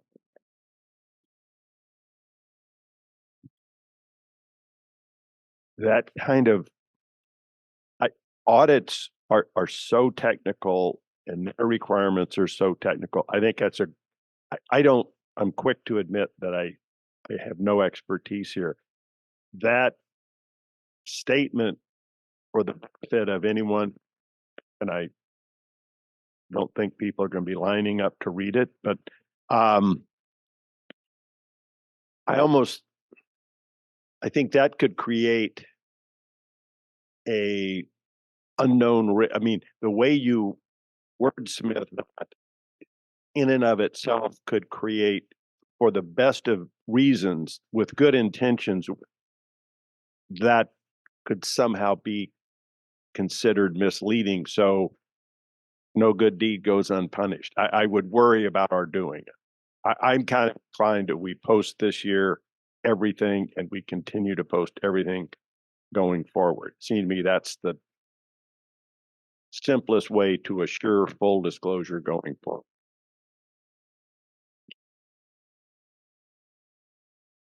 My comment was, I'm just always mindful of the undue burden falling to staff. So putting something up, I don't see a need for 5 years. The IRS might. And again, these are public documents and they are subject to a public record request, which in and of itself is a huge burden of labor on staff. But I'm in favor of the idea of posting the letter, which is the, sort of summary, and the audit itself. I think that's the responsible thing to do. And going forward, perhaps we go 2 years, this year and next year. And then if for the burden of comparison, if someone wishes to see both, that feels adequate to me. But I don't have a strong feeling. I really would defer to how hard would this be on questions that would come forward? Thank you so much. And I know Austin Payne is online and he's probably wondering if he should comment about us having this whole discussion that hasn't, all under the audit section. So we're going to say that that's where it is. What I hope I was framing, I meant to frame was that there was a question from one of our board members about posting more materials going backwards. And I just wanted to share that with the board and know that that was a question and a consideration. I have no problem in terms of share. We have shared the materials with the board. They just haven't been posted in the past. And I will put that towards the evolution of posting materials. I mean, really, we're doing it differently now than we had before. In terms of labor and time, this is something I so value about our board, this board, in that you care about that very much. In posting these letters going backwards, it won't take us much time, and should it please the board in total, we'd be glad to go back and, as I'm hearing it, accompany the audit book with the letter so that it just is paired together. And the request was to 2019, and if that is the will of the board, we'd be glad to do that. And it'll be up for sure by the next time the board meets. Can I get a motion? Well, I'm not sure we want to do a motion. All right, do you want to Austin advise? says no on the motion, and I think we've I think gotten we need some to hear good Don. feedback and input from the board. And I have good direction from the conversation, and Austin, we can leave it there, right? Yeah, I don't want to step outside of the Brown Act here, so No, that sounds good. So I don't my either. thought is, in the time that we took to discuss this, that somebody could have scanned the documents and put it on the website, and we'd be done. Thank you very much. Thank you very much, board. I appreciate your candid comments and your patience with me. Before we move on, sorry, Austin, before we move on to item number 17, where Bruce will take us through the board policies, we're going to have a very short break. So 5 minutes and we'll be back and on to the policies. And I know everybody can't wait, so. Exactly. Go for it. I hereby re-adjourn our meeting and turn it over to Bruce to handle the board policy. Okay, thank you, Madam President. First of all, let me say, Joe talked about people wanting to line up to read all the budget documents and I know he was being kind of funny, but we do have people standing in line to read board policies. So I want to thank everybody for their rapt attention today. And especially thanks to Mary Beth and Michelle for participating during the committee meeting and getting all these on board. So we have a number of board policies that we voted to bring to the board and recommend approval, but I do have some comments, short comments about some of those. We are folding a couple of old policies into new policies. And that was an old policy on board endorsements. That's rolled into the public statements policy, so it's now a combined policy. And then there used to be a separate policy, there's currently a separate policy on ad hoc committees. We just rolled that into the overall policies, or committee policy on committees. So that's number one. The other is board policy 9220, governing board elections. That's really meant to formalize the process that we have used twice now in the past year for appointing new members. So now it's policy, not just sort of made up as we go. But we did confront the same issue that we have multiple times now, and that is the issue of, is a community college district a district under the purview of SB CEO?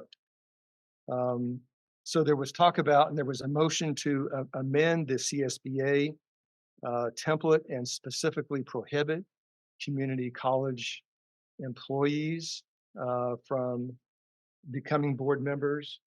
But that motion lost 2-1.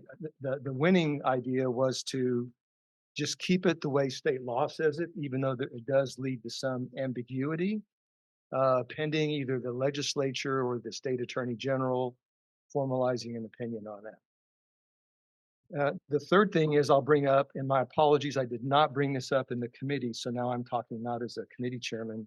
And that is, there's a tiny little thing under board policy 9223, filling vacancies, having to do with the board member that's a member of the Army Reserve or Army National Guard, who has to deploy, who can miss up to 6 months and then a year in the second term for military deployment.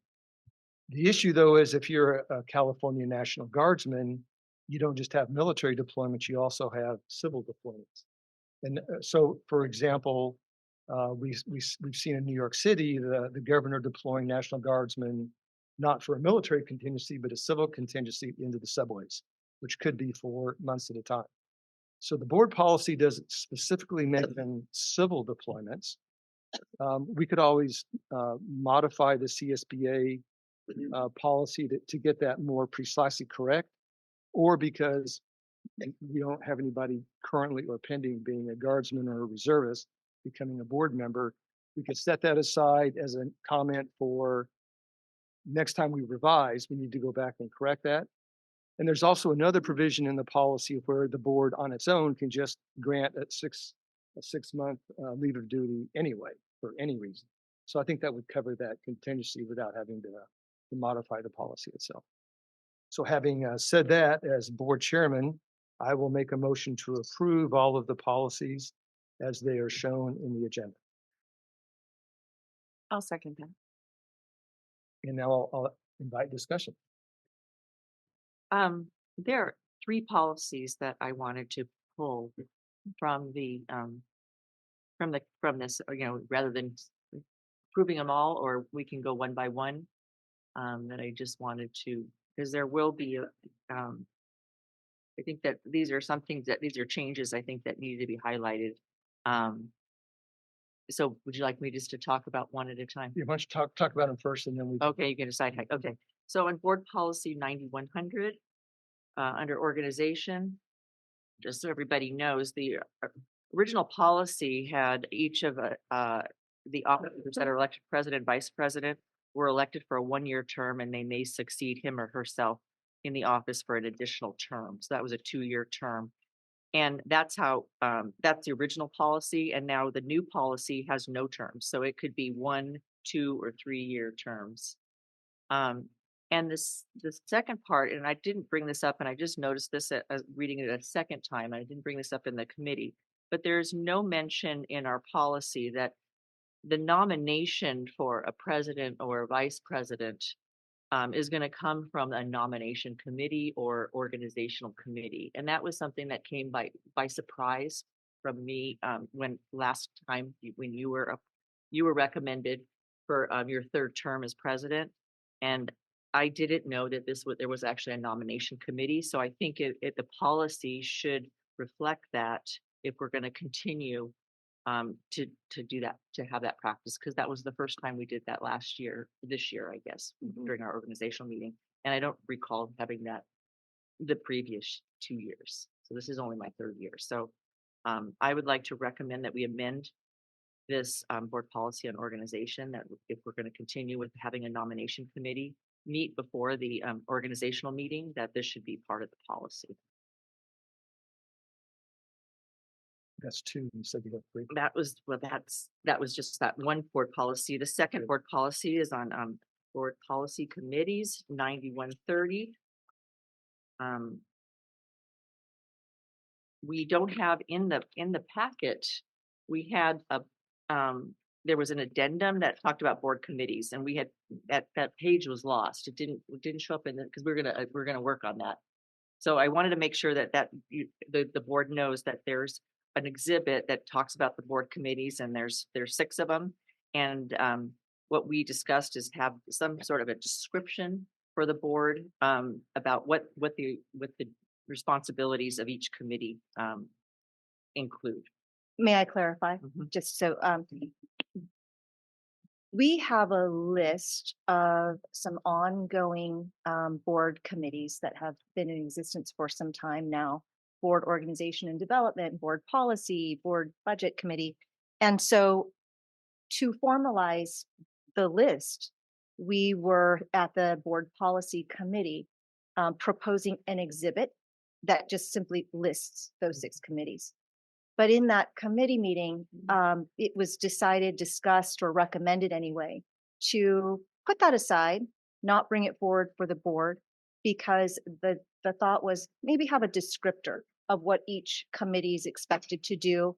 Kind of, here are some of the representative duties that may include.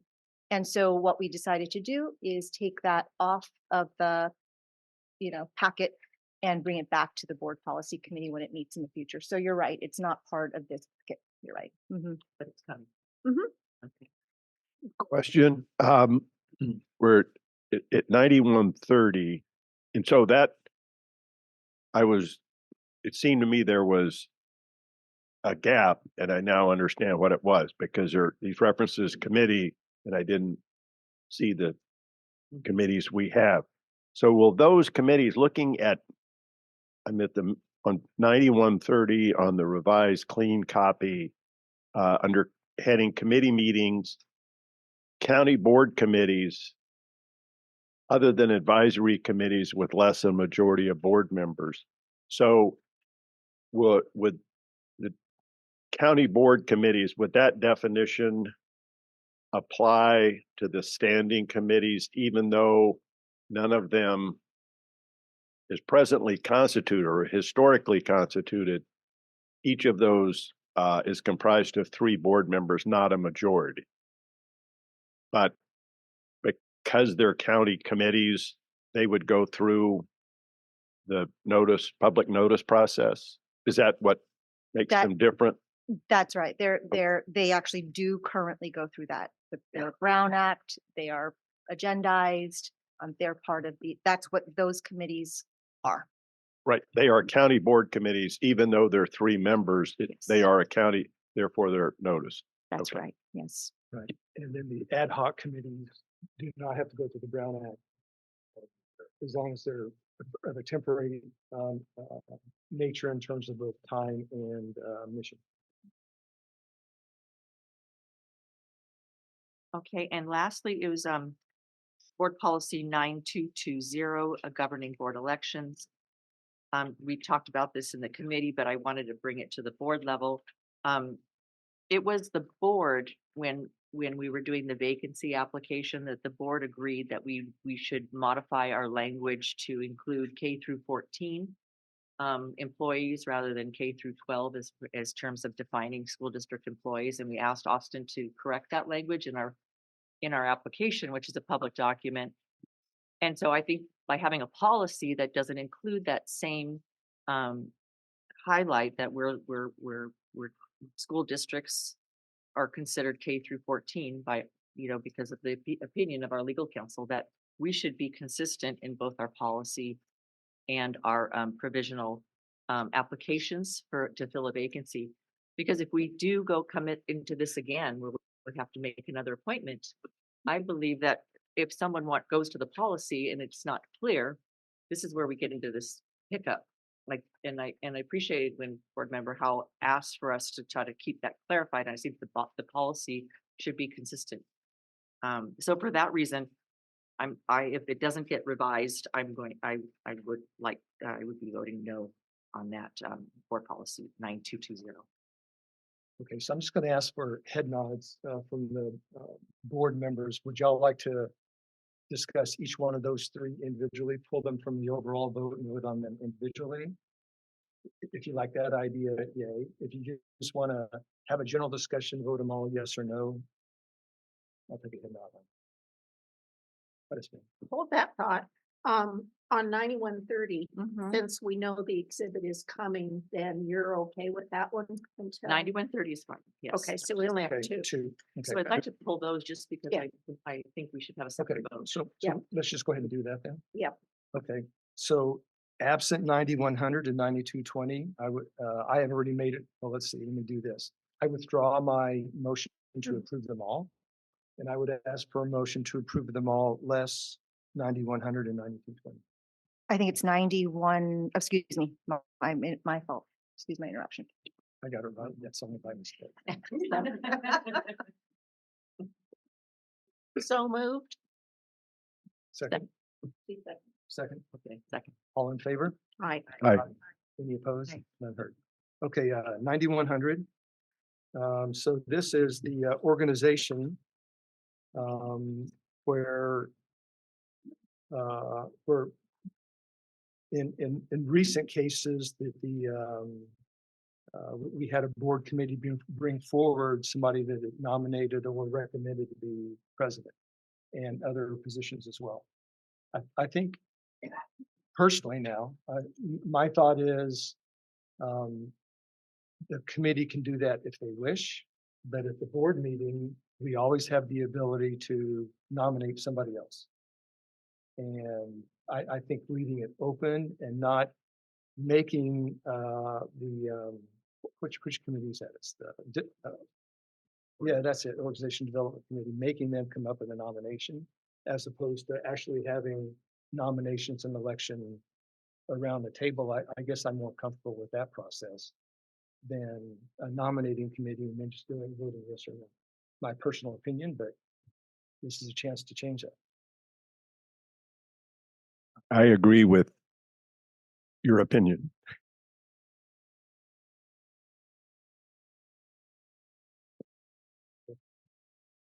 In one, so 91,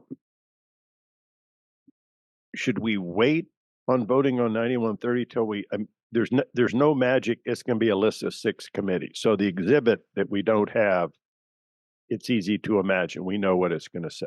Okay. No support. Right. If I may, if it will be helpful, Michelle mentioned not being familiar or feeling like this year was the first time that that committee came back to report like a nominating committee is how you stated it. I will say that every year that I can recall, the board organization and development committee convenes prior to the December organization committee and discusses a host of things that come forward to December. And it is meant just like a board policy committee where it's not bringing forward what has been approved, but it's bringing forward what's been discussed. Board policy, board budget committee, and so the board organization committee also talks through dates of the meetings, the times, the locations. They talk through committee assignments, knowing that it's not their purview. They talk through chair, vice chair, potential nominations. But just as Mr. Porter said, and Mr. Howell was agreeing to, the intention is not to, the intention is to have at the December board organization meeting, the full board is to then discuss, nominate, bring forward. That's the place where you make the decisions as a board. So I say that because I wanted to just amplify that board organization committee Organization Development Committee has met very likely in November of each year since I can remember about the items that come forward at the December organization meeting. So just wanted to let you know. I think what we don't want to do is make that a nominating committee. Correct. At all, even though it kind of looked like that, but that's not, we don't want to modify it to make that Right. actuality. Exactly. Right. Right.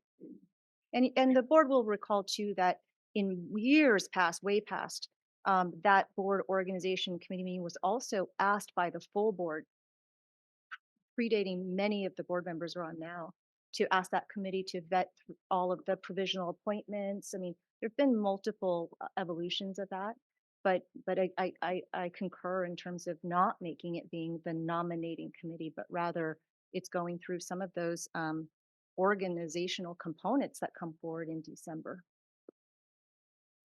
So I guess that would be a great remedy is if we put the responsibilities of the committees in that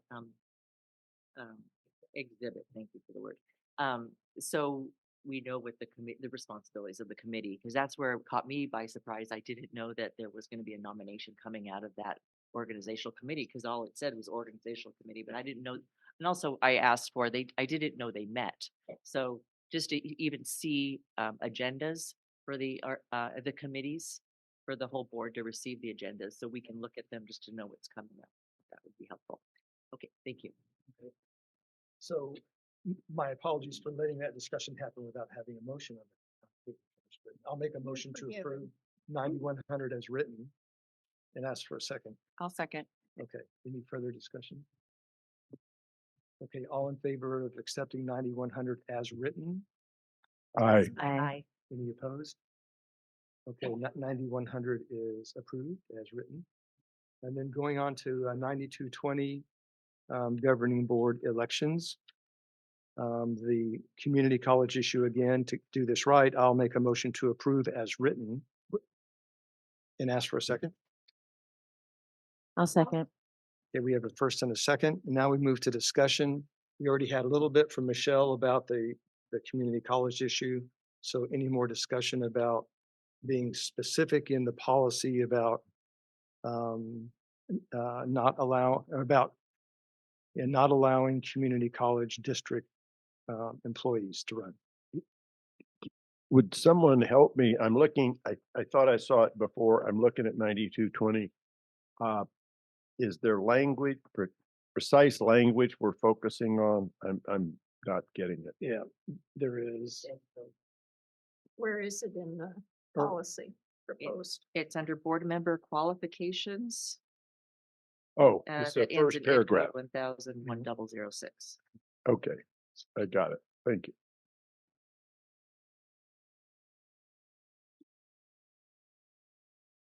So so either we accept it as written or we accept it with a modification excluding community college district employees specifically.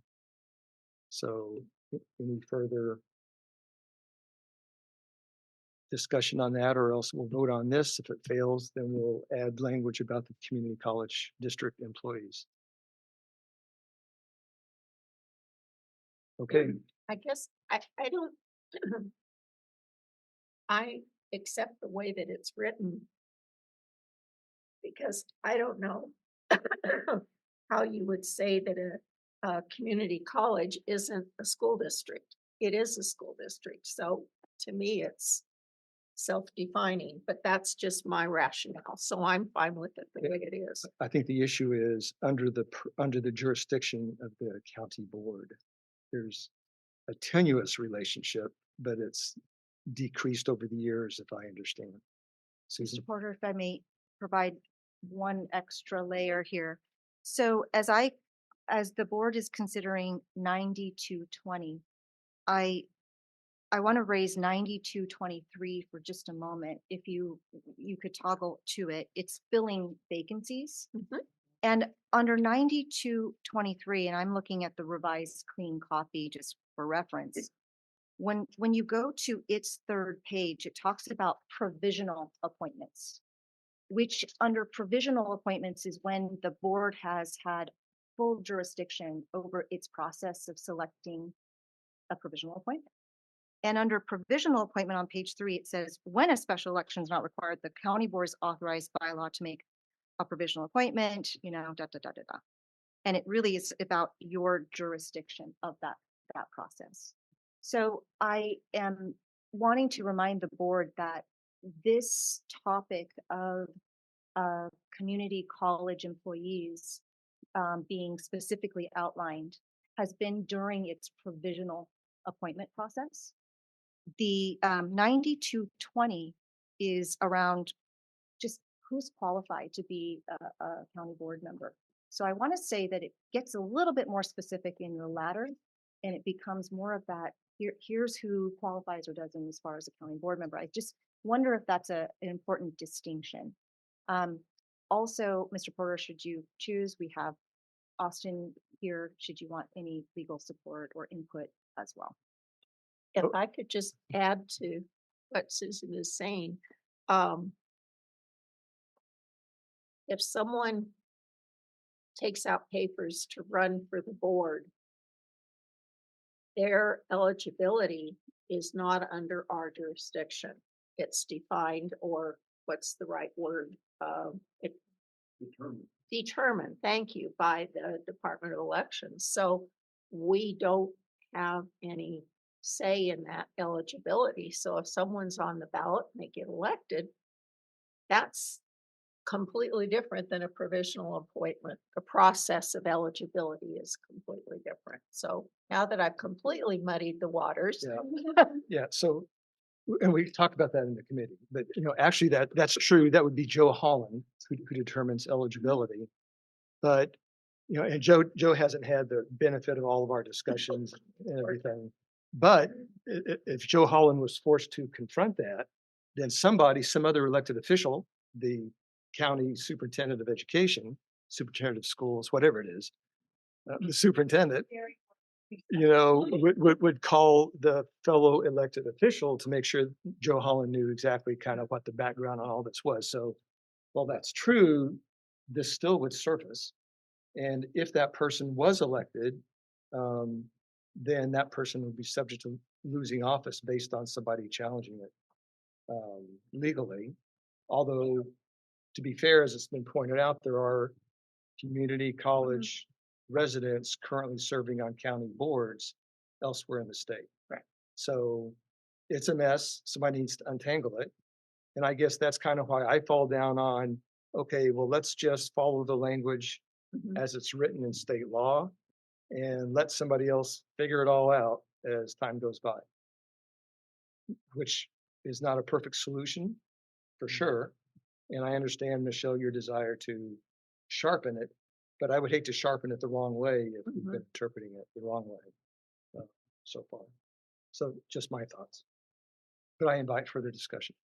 I concur with our board policy chair on this one. I really hesitate to insert legal language in a board policy when the outcome could be determined by the language around the provisional appointment paperwork and notification, and keep us out of this because we've already heard the opinions. We don't need to go round and round again.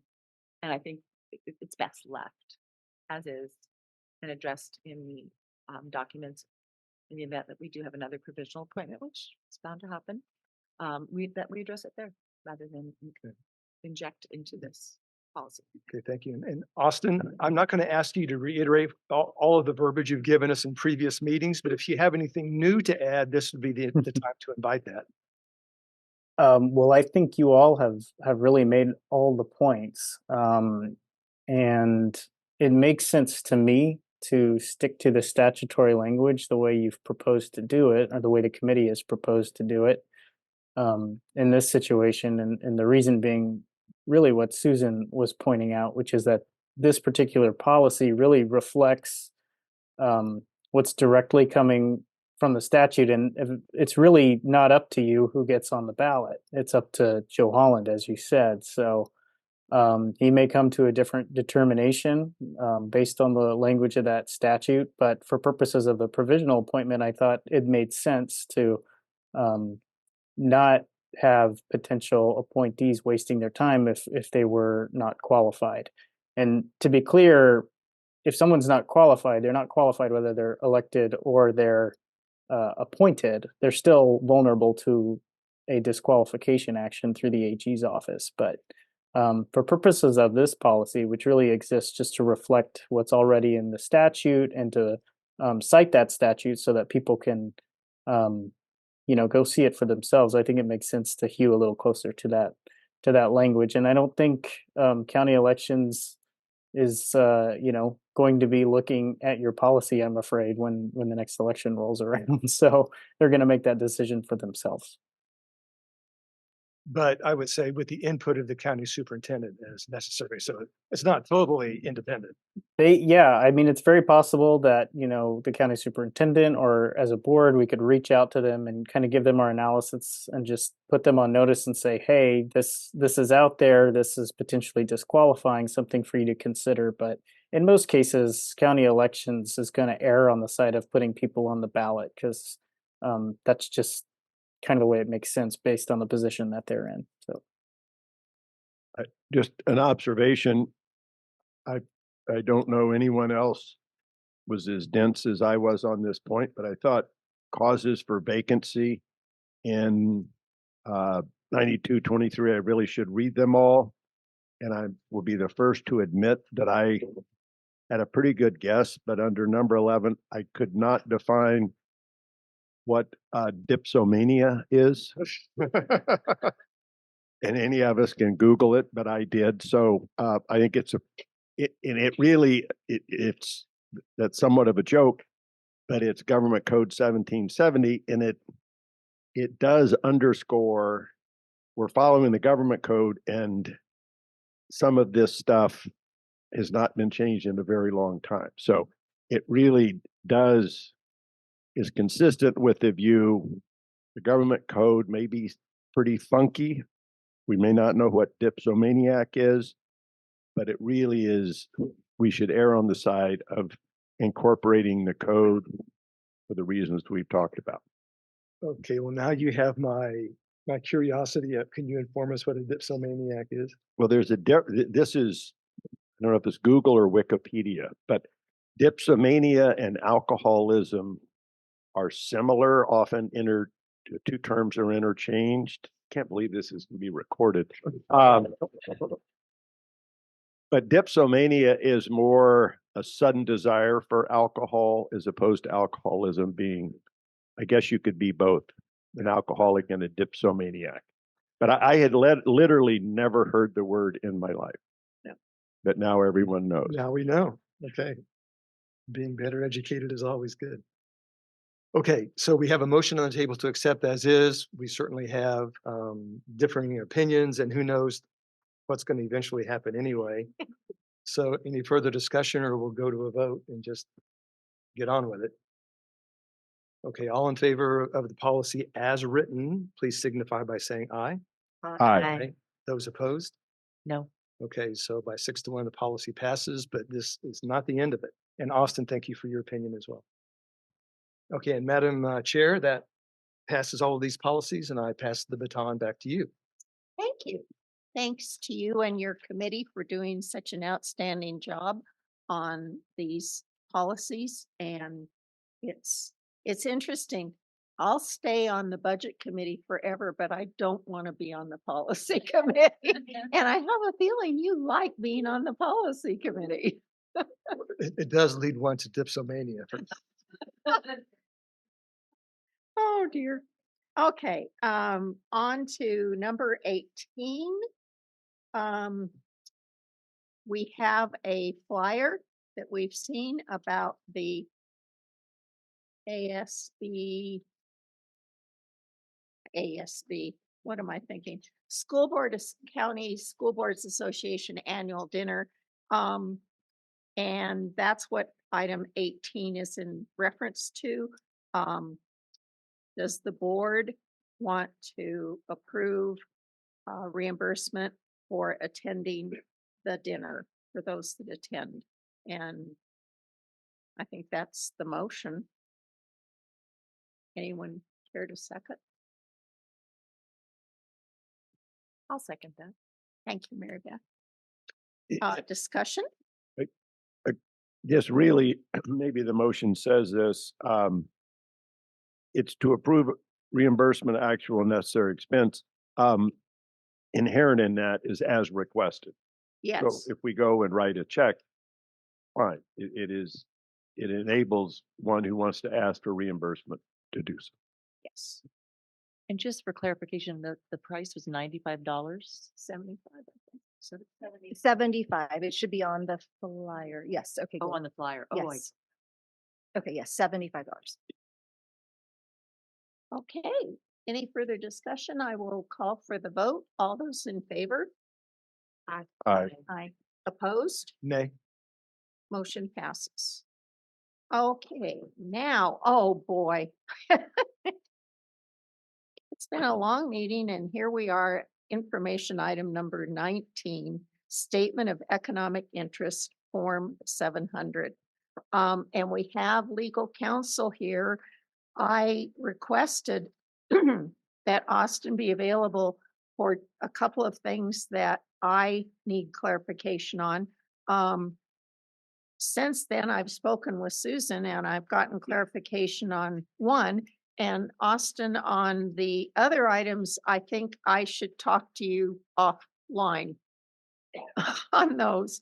So I will ask if any of the other board members have questions about the statement form 700. There is a memo that came out actually from Craig, legal counsel, about the form 700, and there's a attachment that has our policy and the form 700 pamphlet, and then an actual pamphlet on the 2023 reporting on the form, all kinds of information, some of which I found confusing, but I'm going to take that offline, not bore you with my confusion.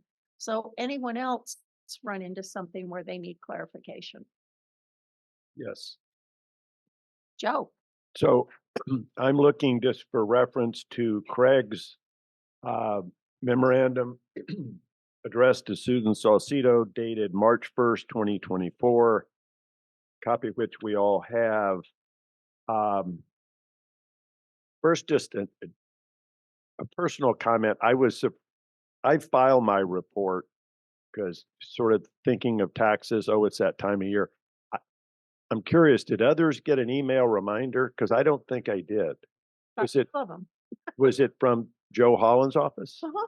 Okay, maybe I missed it. So, secondly, this is to you, Austin. It really gets deep in the weeds, but the second paragraph under paragraph 3, numbered paragraph, section 3. I think this has the definition of an investment must be in the jurisdiction of SBCEO by being, quote, located in or doing business in the jurisdiction or planning to do business. Then the second paragraph really caught my attention with a reference to Google and Adobe. So let me give you a couple of examples. And if maybe others are interested in this, I'm very happy to have an offline conversation on this to not beat it to death if people don't want to hear it. But I totally get if I'm a shareholder of ABC Co. on Milpas and I'm a shareholder and it's worth, I think, more than $2,000, I disclose that. That's very clear. ABC Co. is on Milpas Street. If I am a hold bonds in the Arizona Power Authority in Phoenix, and I have the requisite value of an investment in Phoenix, and it provides water to Phoenix, that, and stop me when I'm wrong, because I'm gonna get wrong pretty soon. That one is clearly outside the jurisdiction. They don't do business. They don't plan to send water here, as far as I know. So that's excluded, correct? Yeah, Okay. yeah, exactly right. And I mean, you hit on a very difficult issue, which was the reason it was included. Um, and it's something that probably most folks who fill out this form don't realize, but the reason why it was included is because we have some personal experience with this popping up with one of our clients. So um, these are difficult calls to make. This seems like it puts a pretty incredible burden on people to understand what's going on in their brokerage accounts when they are not actively participating in trades being made and things like that. So, what I would recommend is if you have a situation like this, that you email me and let me know, and let's talk about it offline and make sure that it's something that you need to report on your form. And I'll be the first to admit that this is not my area of expertise, but the folks in my firm have dealt with this for a long time, and we're happy to advise anyone on the board who has one of these types of situations on the proper way to report it. So if I could give a couple examples and then I'll drop this, but I think I hope or I guess others have a similar question. So using a Google, if you own shares in Google, Google is everywhere. Google's in this room. So Google is doing business with it's an easy example because everybody would acknowledge Google does business in our jurisdiction. So if you own the requisite value of Google, that's easy. You need to report it, correct? That's right, unless it's in like a mutual fund or an index fund or some sort of other kind of like ownership vehicle like that. If you own individual stocks. Yes. Versus Mary Beth and I were talking about that. Mhm. If she's in a fund and their shares come and go, she's not charged with determining what that fund does because she has no control over that. But the next level, which I think is the hard question, how intense does one's due diligence need to be? You own shares in a company that has multiple investments, and some are obvious. You may not know what all their investments are because I mean, if you spend enough time, you could probably figure it out. And some are like bonds in Arizona Power Authority, not an issue. Some are like Google, but there are a lot that are in between. What does this company do? And the name is a generic name, and that is one of the several companies that is owned by Berkshire Hathaway. I'm trying to make a tough law school question.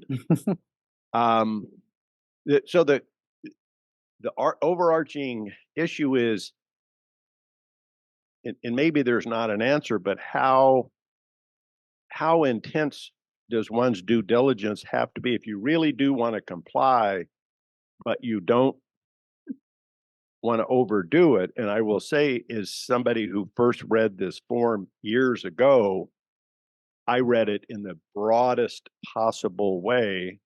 And I consulted, I believe it was Craig Price, our counsel. He didn't laugh out loud, but it was like, wow, that's disclosure. I totally overdid it. I was delighted to know that I had overdone it and I pared it back since then. But this memo is great in reminding us. And so, bottom line, the question is there a standard out there as to the reasonable man who knows or should know who does and doesn't do business in our jurisdiction? The situations I've seen have all been of the more obvious variety, like your first examples with Google and Adobe. Even though they don't have offices here, it's pretty clear that they do plenty of business in Santa Barbara. I don't know that it's required that you look into it in terms of find out where every generically named company in your portfolio is headquartered and where they're doing business and all of that. I don't think you have to go to those links, but I mean, the short answer is that I don't know. I don't know the lengths of what's required. We've only seen it in the more obvious cases. So my recommendation would be if you have a portfolio manager that you still have control over, and I mean it's not a mutual fund situation, and it's not someone, it's someone who you could pick up the phone and call and say, hey, I don't want to be in this stock, I want to be in a different stock or whatever. If there's some control you maintain, then I think we want to talk about it and make sure that the companies on your statements are not, if they are big enough that they are obviously doing business in Santa Barbara, then we might need to report it. But if there's a question mark, then let's talk about it. So Okay. that's a big non-answer, but Oh, it actually is very helpful. And I don't know if others obsessed over this like I did, but it really surprised me. Put 'em all. Put 'em all. Keep yourself busy for a while. Yeah, don't do stocks, do funds. That's if you're an elected official. Okay, then we are now on to a page I've lost. What are we doing? I've lost. Oh, here we go. No, that's last month. I've lost that page in my filing system. The information item on the personnel report, which is standard. Any comments or questions, please speak up. Future agenda items, we have some items that are listed there that we will be hearing more about in the future. And I believe that the intent on the board planning on the mission and vision is to have the organizational committee take a stab at that and see what they come up with. All right. Any remaining comments or items to add to the future agenda? If not, I'll entertain a motion to adjourn. So moved. Second. All those in favor? Aye. We be adjourned.